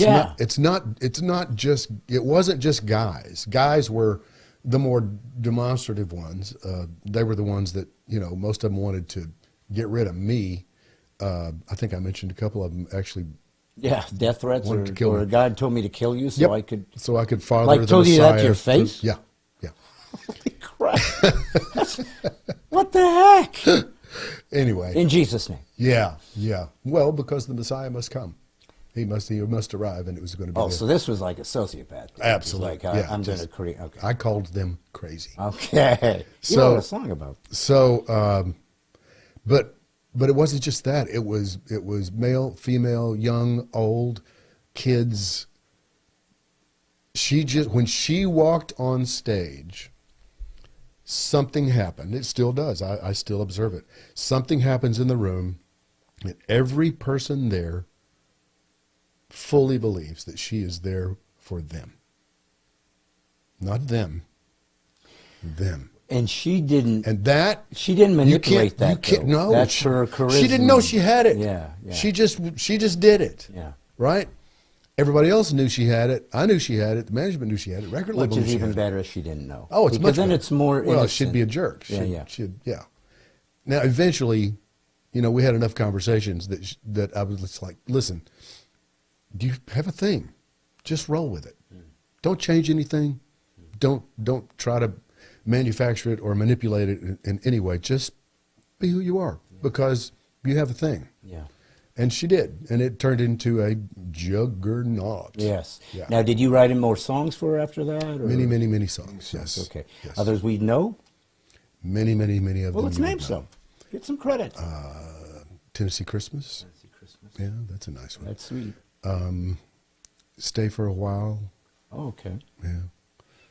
Dude, I'm not good at this. Did she? Just check the discography. You'll see. Did she write too? Right? She did. Yes. Yeah. Okay. Yeah. She's definitely a good songwriter. So she's singing. She's very slow, but slow. Yeah. Maybe contemplative. Maybe just take some time to walk it through and not just jump right out there. No, she's something very good about though. her innocence and her sweetness about her. But again, the problem with anybody in the public eye is we don't know who you are. We know what you project. We know what you create. We know and sometimes it's a facade. We all have a facade. I mean, I do comedy and I do it this high energy and it's aggressive and it's loud. And that's not how I live my life because nobody would want to be around me if I lived that character like this. Because that's the guy I got to create, right? To have fun But then I get to be me, and just because I'm much more interested in you than I'm in me. I'm more interested in others, and so this gives me a chance to do that. But my point is that there is a certain character that you create on stage because it's a larger than life persona, and you're a performer, you're doing a show, you're an actor, you're creating something, an experience for folks. So it doesn't mean it's fake. And whatever the essence of that person is, more likely is just going to be magnified. It's going to come out. If they're totally false, we're going to figure it out. Yes. But suddenly it goes from father's eyes. It's really starting to build some momentum. And something happened. What was the moment when you realized, holy crap, she's the biggest, baddest thing in town? Yeah. What happened when that, how did you know when that happened? It happened relatively quickly in the scheme of life, but it did just still go. We're playing churches, we're playing theaters, we're playing arenas, we're playing bigger arenas. And it just escalates.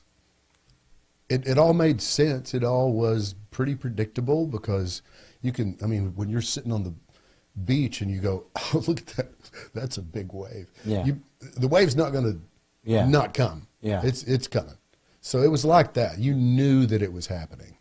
But still, when it happened to its crescendo, you just wake up one morning, riding down the road on a bus, and you look behind you, and there's 9 other buses, and there's 11 trucks, and there's 100 people that, to some degree. You're at the rock concert. This is the thing. Yeah, Wow. It's a deal. And so there you sit, and you're watching this amazing thing happen. And my guess is, and I'm only setting this up, I'm not, please let me know if I get into a personal place. I'm not trying to do that. But I'm trying to help people understand. Yeah, I am. I'm just a scoop. It is personal. It's Oprah. It's an not Oprah a scoop. It's just the truth. But what I was going to say was that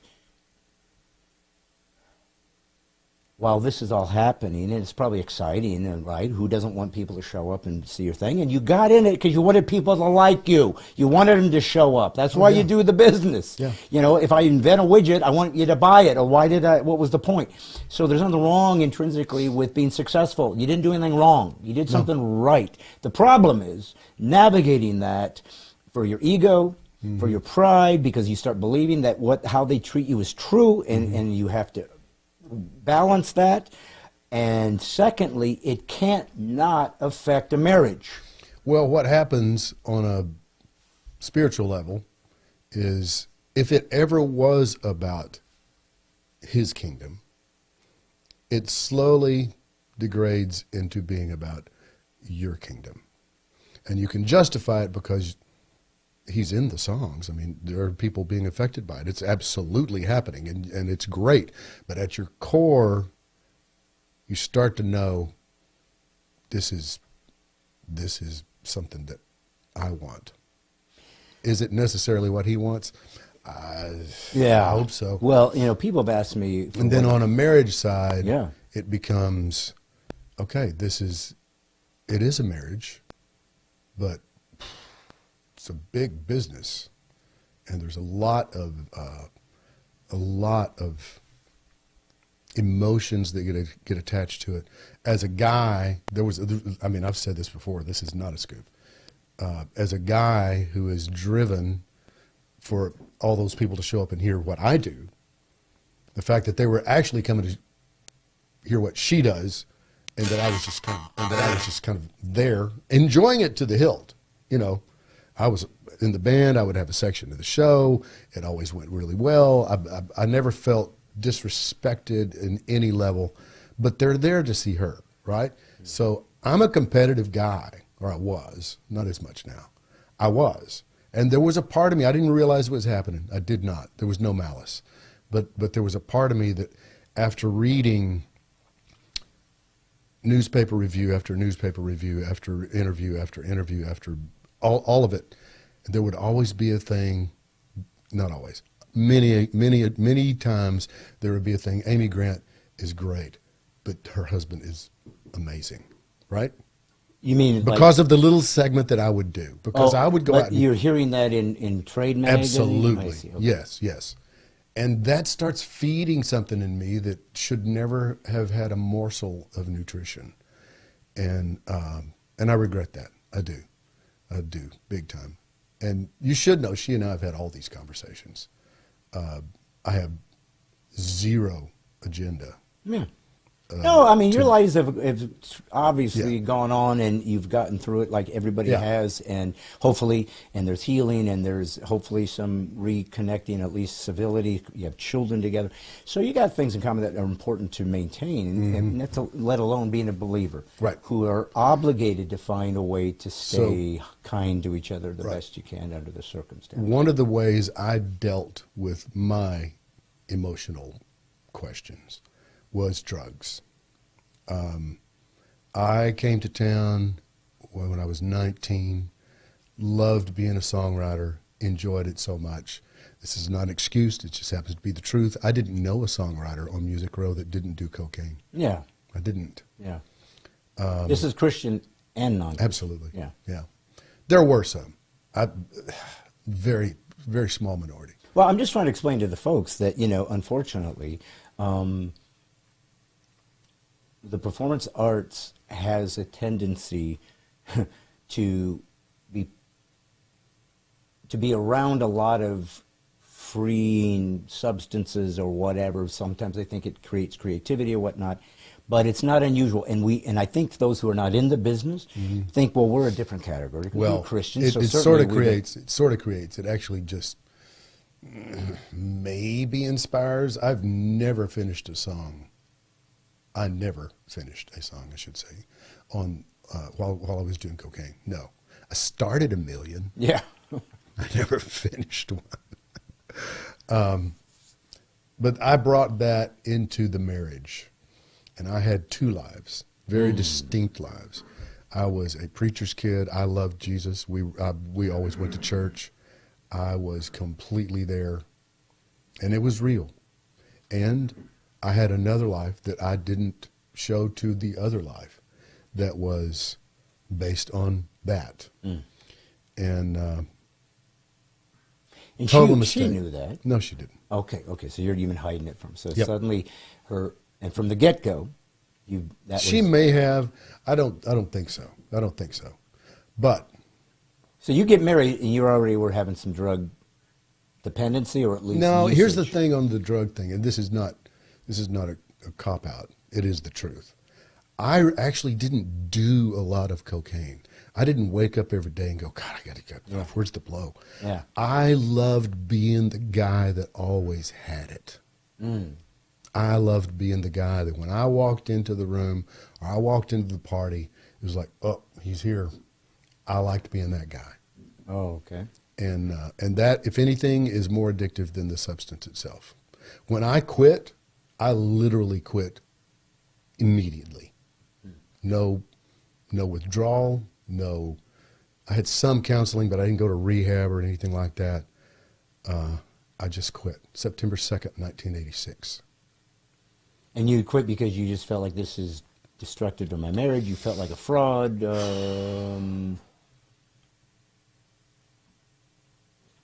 Okay. We had just gotten back that day from an 18-month tour, literally around the world. We left, headed west, and we came back from the east. And we were unpacking in the bedroom, and she broke down and revealed to me that she had been improper with a band member and the security guy that I had hired to take care of her when I wasn't available. And it destroyed me.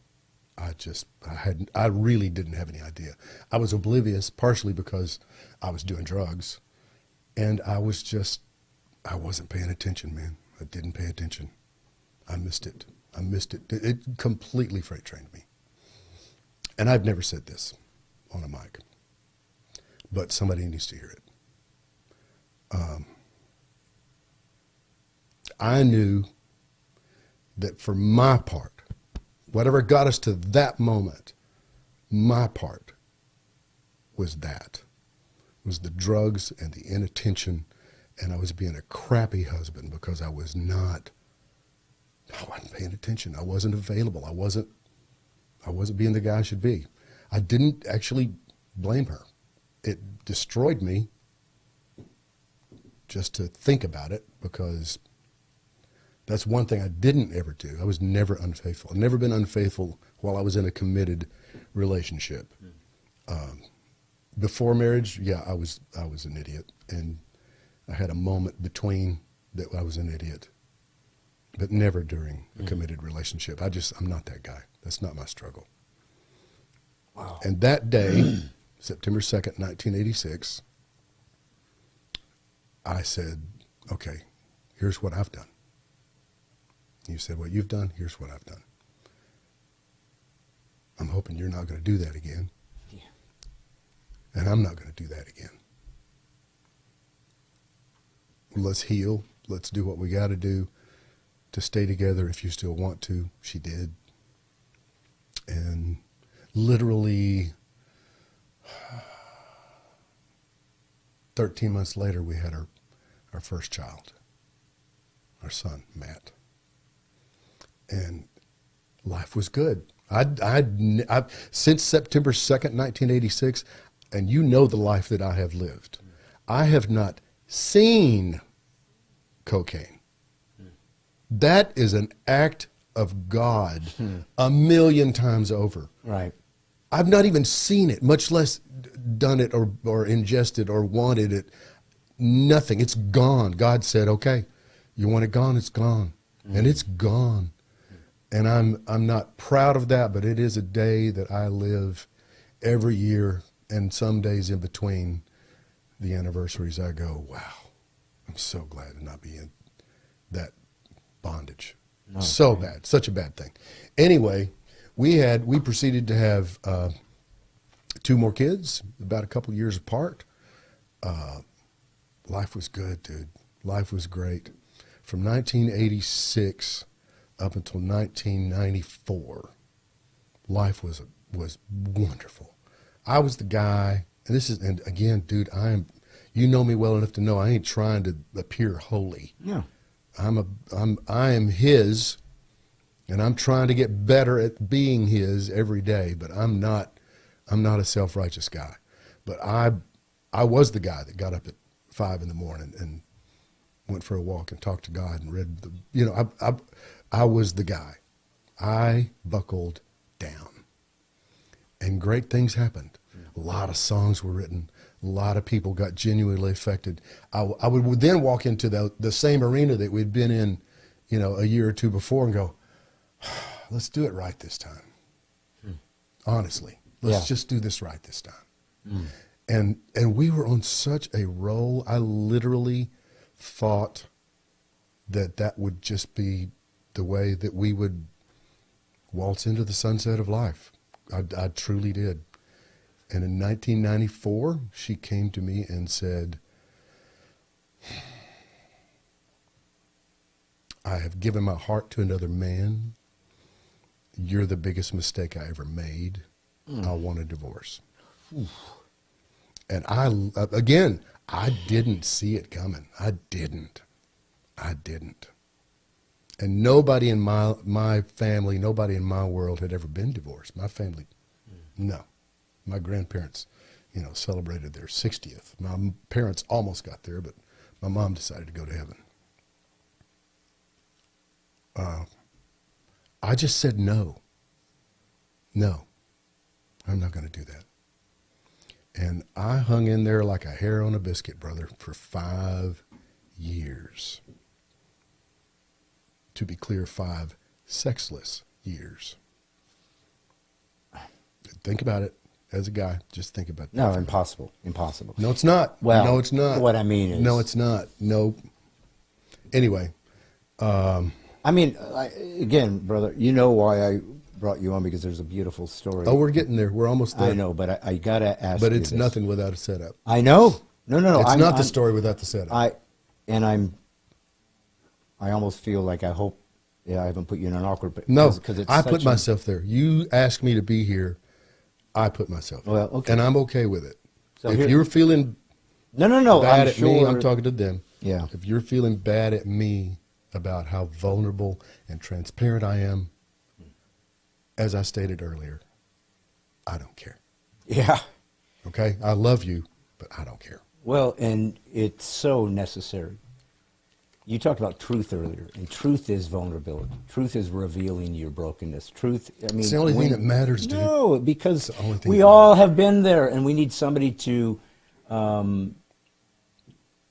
show us it's not abnormal, Yeah. it's not unusual necessarily, and it's more than likely a guarantee that you will have either grew up in a brokenness or have experienced some by which you are going to have to find a way out, and it's not going to be easy. And for some people, if they hear somebody tell them a story, they can go, oh, he gets it. I mean, somebody actually understands it. So when you talked about, like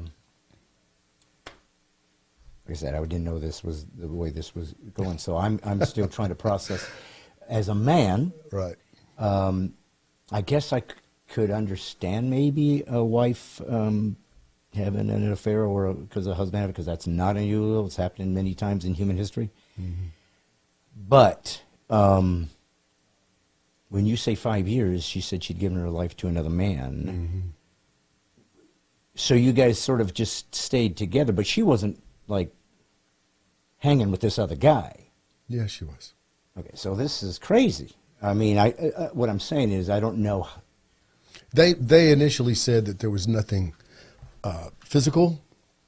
Once it all, kind of started to bubble up and divorce got announced, that we were going to divorce. He had divorced his wife the previous year, Janice. And once that happened, everybody, his management, his record label, his publicist, his agent, the same on her side. Everybody was like, okay, hang on. Whoop, whoop, whoop.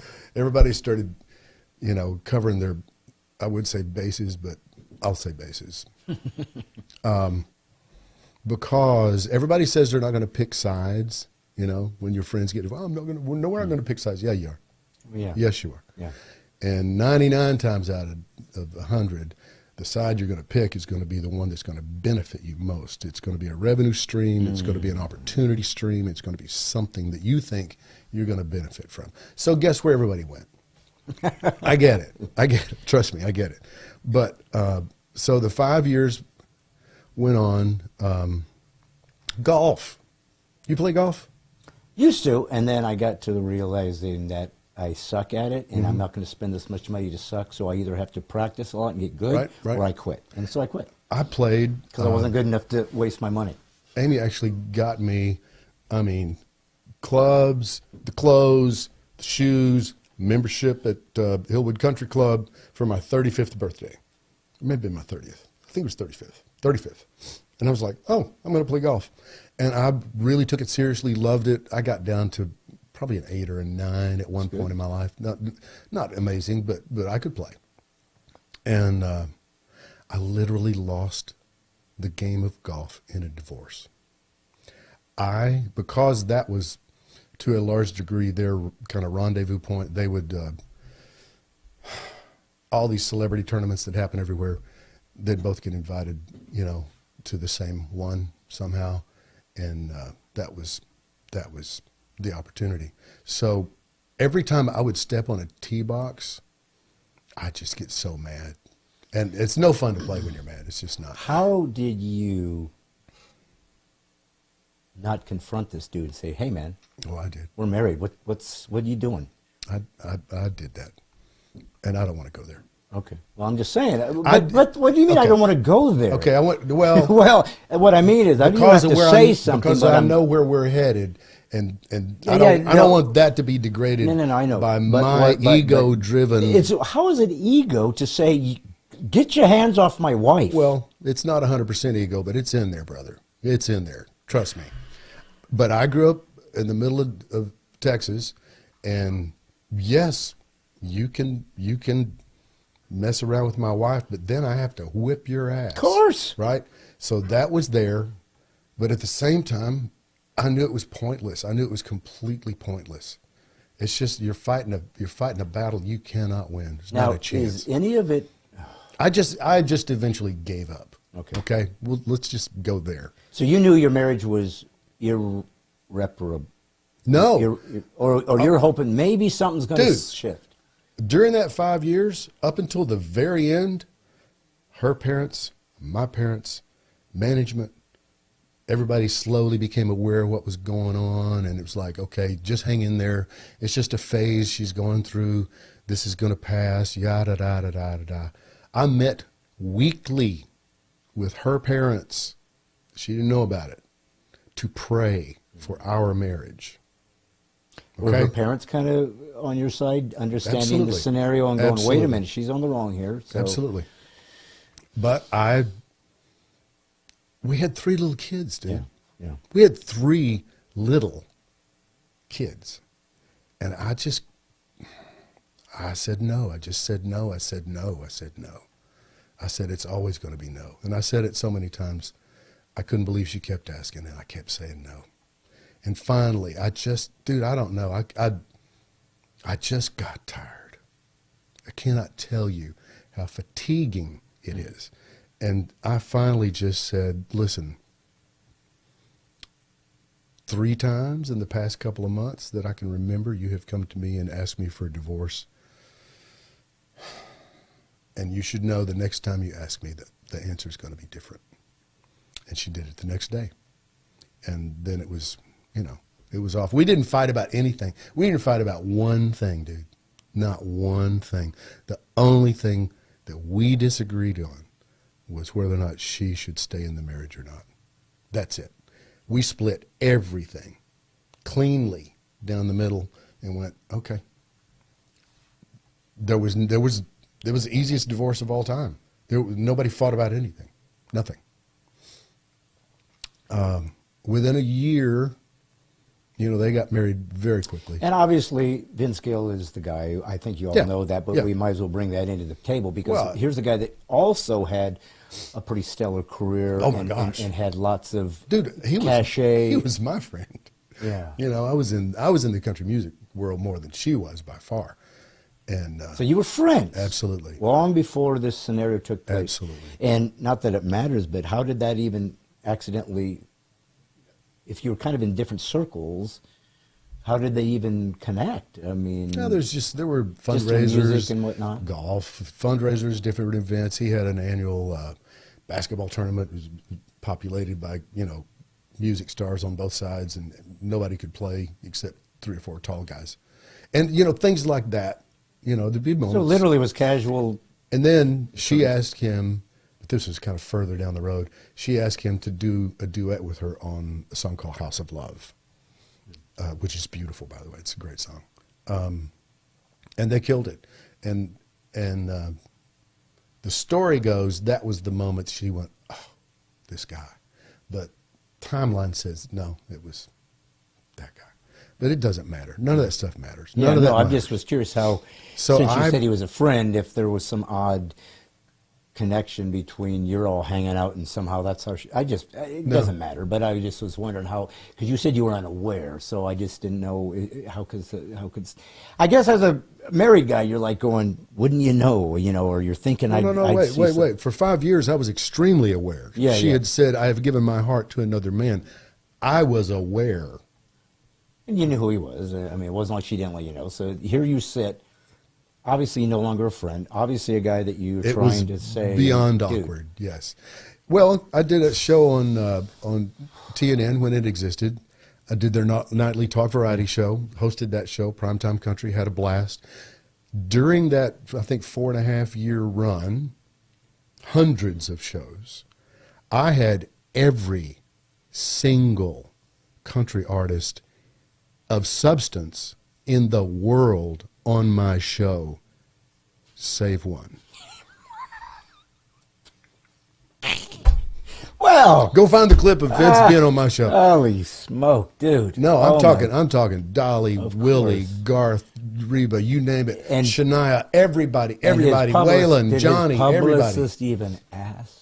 I don't think they. I would think. I don't think they. There's tried. balls, and then there's. I don't think you've they got tried. to be kidding. No, I don't. All think right, so here we sit. Again, there's no reason to belabor all that. But Here's the so deal. Here's the smart part. Yeah. because I did eventually get smart. Or actually, I just listened. Within a year, she called me kind of out of the blue and said, listen, I want to get together. I need to talk to you. So we did. We met, had coffee somewhere, whatever. She said, I need you. I'm sorry. I'm sorry. I'm sorry. I see how this has wounded you, and I am sorry. Please forgive me. And again, we had 3 little kids. Yeah. And you know, we'd been married for 17 years. It's not like we didn't care for each other. So well, and you never wanted it in the first place, so No. you probably always had I said, you know what? something burning there for her. That is great, and thank you for doing that. Yes, absolutely, I forgive you. That did not fix the rest of the damage that had been done by any stretch. Great example. Not long after that, actually, it was probably a year after that. It was a couple years after divorce. I got a call from the person who ran national radio promotion for her record label. Tracked me down, and I was not easy to find during those days, brother. I dug down. I disappeared for a while. That was before the show happened. You know, yeah. No, I mean, that was after the show. The show was gone then. So the show got canceled. Actually, the network got canceled. TNN became Spike, literally overnight. I don't know if you remember that or not. It just disappeared. I do remember what Spike. happened to TNN? And that coincided, not to the day, but dang near to the marriage being dissolved. And it was a bad time for me. So I had gone pretty underground. This lady reached out. She found me, and she said, I need to tell you something. I need to ask your forgiveness. When all that came down with you and Amy, I was told to call the top 200 radio stations, Christian radio stations in this country, and tell them, listen, this doesn't need to go anywhere, but we think it's important that you know what has happened. Gary is the one that has had the affair. It wasn't her. Really? Yes. Holy smokes. Well, it explained a lot of stuff, because I was persona non grata. I'm like, wait a minute, I'm not. Yeah. I didn't do that. You know. Yeah. I'm guilty of what I'm guilty of, and I admit it all. But man, that was not my choice. Anyway, I said, you know what? That took incredible courage for you to find me, call me, say what you just said. That took incredible courage, and I absolutely forgive you. Now, you have 200 more calls to make. Yes. Which obviously is impossible, because so the damage that happened out of all that, to me, I didn't leave Christian music. It left me. And I'm not bitter about it. I'm really not. I do long for a platform, but I don't want that one. I'm not sure what it is anymore to some degree. I don't understand. So this is because we were kind of alluding to the idea of how the church treats. So consequently, the scuttlebutt was something you had done, which was a lie, but here we sit. So you're being... I got accused of being abusive during the whole, like going through the divorce. Yeah. Somebody on her side put it out that I had been like physically abusive to her. And the second I heard it, I called her and said, listen, here's what I've heard. I think I know where it came from, but I'm telling you now, if I hear it again, I'm saying everything. I'm saying it all. Okay? You're crossing the line. I'm not that guy, and you know it. And I never heard it again. But once you say that, it's out there. It's out there. It's there forever. I'm the guy that smacked her around, as if, right? But anyway, that bridge is so. No, I know, but I mean, it's still painful because it's just such a. So I forgave her happily. I did not. And I justified my unforgiveness with the simple, irrelevant fact that he had never asked me for it. I did not forgive him. I did not. And that was... Do you think that you're obligated to forgive somebody that doesn't repent? Yes, and I'm going to tell you why. Forgiveness is forgiving. It's not for receiving. It's forgiving. The person you hurt when you don't forgive is you. Yeah. And it's, man, it's a big one. So I think it's probably 7 years ago now. I can't believe how time screams. Yeah, I can. It's that. I was literally driving down the road, minding my own business, not a care in the world. And I did not hear the audible voice of God, but I am walking with him at a deeper level than I certainly ever have in my life. I'm on 2 different deliverance teams. If you got any demon-possessed friends, brother, I'm there. I'm loving it. Being able to actually hear and know and trust his voice is the best. It is. I can't believe I didn't do it forever, but I'm there. And that voice, although not audible, is very recognizable to me. And he said, "You've got to forgive him." I said, "Oh, you know what? I get it. But I don't know how. I don't know how. It can't be manipulated. It can't be something I set up. I've always been pretty good at getting up in front of a crowd and kind of knowing what they needed and knowing I could give it to them, and I give it to them, and they're happy, and everybody leaves happy. It can't be set up. It can't be. Give me a moment. You set me up, God, and I'll do it." It took him about 3 months. I was out at a production facility out north of town. It used to be North Star. Then it was Sky something. Maybe it still is. That big, huge thing out there. Yeah, I've been there. I was doing Larry's Country Diner. Larry Gatlin? Larry Black. Larry Black. Okay. Yeah. And fun show. Just down-home country show, kind of set in a diner. I go, I do my deal. Had fun. Go back to my dressing room, change clothes, throw my guitar over my shoulder, open my dressing room door, and from me to you, there's Vince. And that moment had happened, shoot, man, over the previous 20 years, more or less, hundreds of times. It's a small town, as you know. It's a smaller community. We're family, you know. Our families interact.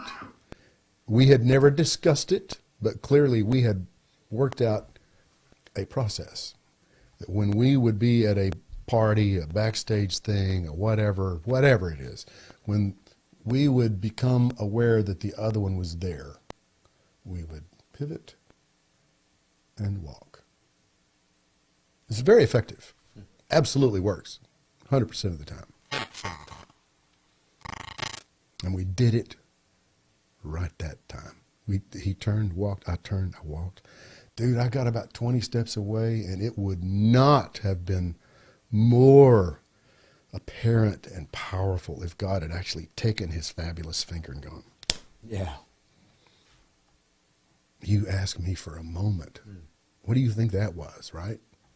And I turned around, walked back, and I stood in the open, he was in the dressing room next door to mine, taping Marty Stewart's show. Had no idea. Next door to each other. I step into the open doorway, and when I stepped into the doorway, he and his longtime manager, another friend I don't see anymore, were laughing. Satan's last-ditch attempt to stop it. Because in my mind, they're laughing at me. He's had just enough time to go back in there. I never believe what just happened. I was like, no, I'm too far in.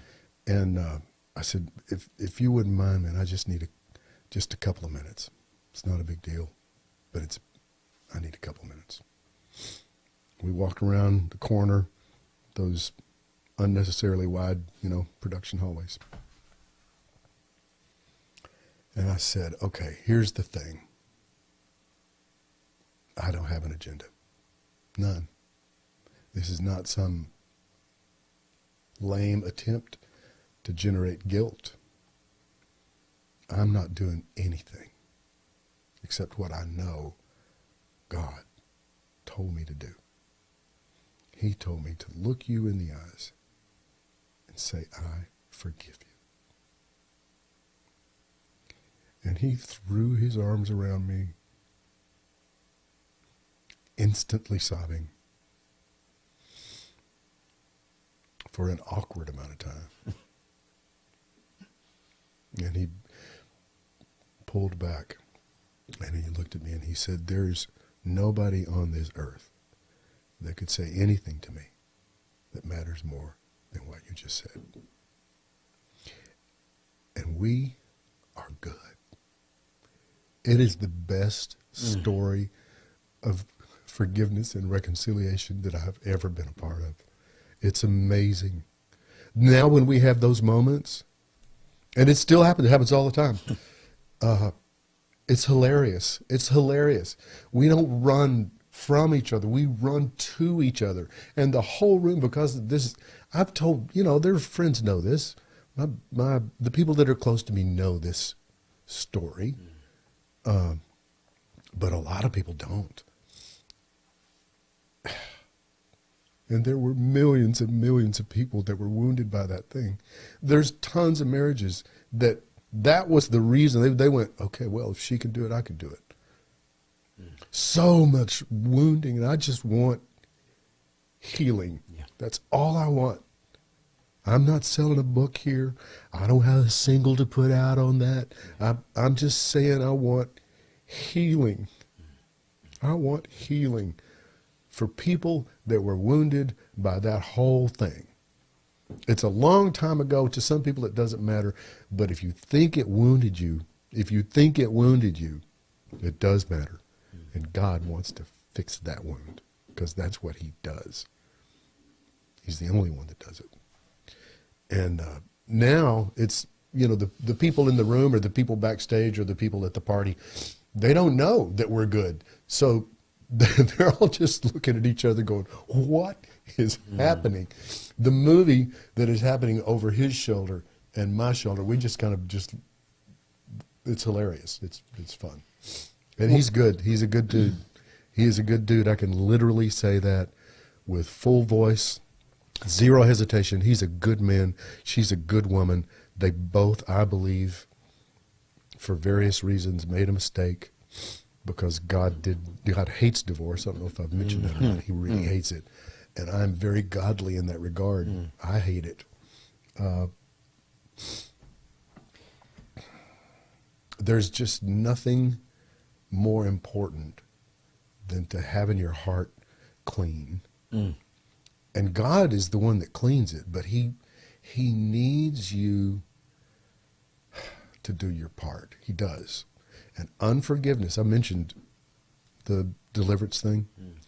The number one obstacle to somebody being set free from any kind of demonic oppression or possession, as the case may be, is unforgiveness.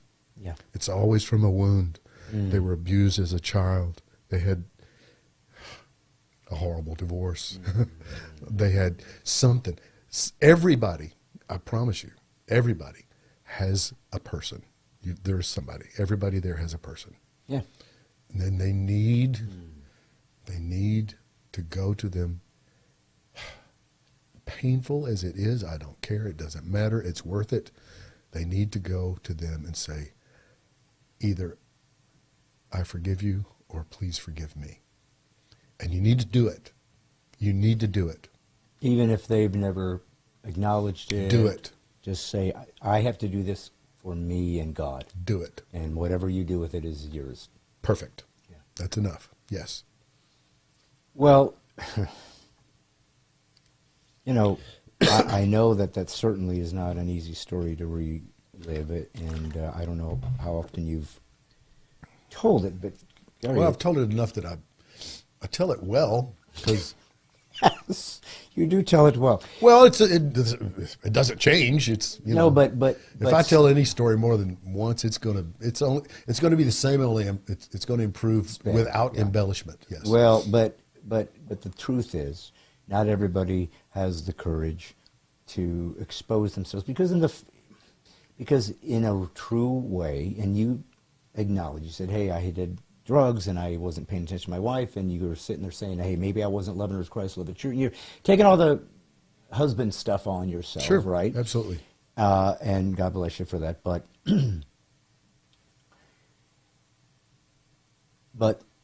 and this is not an attack against Amy Grant, because she's a human being working out her salvation with fear and trembling like the rest of us. Flawed, broken, and I guess that was the point of this whole thing. Whoever you think you're looking at on stage is just a person figuring it out and maybe failing miserably at it. Until Jesus is standing there with a mic in his hand singing the song you love, don't worship that person. That's right. That's don't it. Do it. But she stole your dignity. Did she? Well, she did, because I've got it. I didn't say it wasn't restored or that it wasn't redeemed or that you didn't relinquish it necessarily, but you were treated. If the number one thing, people miss this all the time, because if you were to ask a men's group, what's the number one thing they need from their wife, and everybody laughs, sex. Of course, it's a guy, he needs sex, and the truth is, we need it desperately. Yes, that is regularly. True. Yes, I will not in any way walk away from that particular thing, but the single most thing a man demands and needs from his wife is respect. That's true. You must respect and put me in the place I deserve, not because I chose the hierarchy God created. No. He put the man over. I didn't choose that. Right. I didn't choose to say I have to love you like Christ loved the church. Where is a woman told to love me as Christ loved the church? She's not. Where's a woman told me to love me at all in the Bible? She's not. We're told to love them in a certain specific way that, by the way, is impossible. Is impossible. Certainly without his nudging. We have a sense where a woman was mentoring the women about how to love their husband. There was a mentoring element. Nancy Pearsley brought that up to me. But they're never given a commandment. Right. Here's how I want you to love your husband. Never. But you do have to respect him, honor him. And men need that, because we're also little boys trying to grow up. No question. And we get stuck in some of the brokenness. I'm a grown-up trying to be a little boy now. Yes, yeah. And I think a lot of the artistic thing, coming full circle, of an artist is that youthfulness, that sort of free spirit that says, I'm not putting any parameters on myself. I want to be free to, I used to do this with my kids. And like one time the pool got overfilled, and it was like glistening even with the top of the thing. I was like, holy crap. And we woke up in the morning, they had to go to school, and they were in pajamas. And I looked at that, and I said, you know what we have to do? We have to jump into that. You have to do it right now. Because that just, and we went out and jumped in our pajamas. I've always been that kind of a guy, like, let's just live the moment and just, there's no rules, kind of, right. Which sounds anarchic, like anarchy, and I don't mean that as a Christian, so we have perimeters, but not necessarily rules. All things are legal, lawful. Not all things are expedient. Yeah. And so I think that as Christians, we should have the most artistic acumen, we should have the most boundary-free life, with the understanding that there's disciplines God expects of us. So in no way does that mean it's license to sin or to abuse his grace. But I want you to know something, man. I don't know, I told you when we started this interview, I've never brought somebody on twice in a row. I've had a guy on a few times, but on a specific subject. But last week I knew we were getting to someplace I wasn't expecting, and I just sensed this is some healing that needs to go somewhere. There's too many people around the world that watch this. But I never had an interview like I did with you. There was something about, said, this is my brother. And we're Christians. We all know a bunch of guys. We all have had moments of beauty with each other. So I'm not trying to wax eloquent or hyperbole. I just felt like a kindred spirit. And it was your openness, your vulnerability. I am just me, and I don't care. Yeah. I don't care. This is who I am. This is what I got. Here's where I'm going. And along the way, how about I throw a few crumbs and you can follow me, because I'm just going home. That's it. I'm headed there, bud. But buddy, it's so. I just thank you for saying what you just said. Not because for a podcast, story or some kind of thing, because I promise you that you said many people suffered for giving themselves license to divorce based on what they saw. Well, I promise you there's going to be some healing from what you just said and described to the hell that was, and how whatever you thought was a freedom from us was destructive, and it was brutal, and it was evil, and it was wrong. Now, we found reconciliation and redemption. But you can't change the past. It happened, and it bore fruit. Yep. Rotten. Yeah. I come from divorce. I despise it. Matter of fact, I told my wife, the one thing I said to her before we got married, just to let you know, divorce is not an option. Mm-hmm. I will break this chain in my family because I will not put my kids through what I went through. That's how I said. Now, you came from the same group, clearly, because there was a sense that that's one thing we can't break. No. I never cheated on somebody as well when I was in relationship with them. I had my prodigal experiences as well, but I'm in the same boat. There was something about that thing. I can't break that thing because I can never get it back. Once I've breached that trust, I can maybe reconcile, but I'll always have, for me, this guilt. I broke a covenant that I wanted to fulfill. So you've done something amazing. I believe, in closing, I believe that Christians read a lot of biblical scriptures and read them like metaphors or like bumper stickers instead of seeing them as realities. Christ said, "You're crucified with me." And so I believe that when we experience a gut-wrenching, mind-boggling pain like you did, that seems unfair and ruthless and arbitrary and unjust, and all that's true, kind of. Yeah. Other than the sovereignty of God, we don't know why he allows certain things to happen. But I believe that God isn't inflicting pain or allowing pain. I believe he's trusting us with pain. He said, "I know who you are, Gary Chapman. Yeah.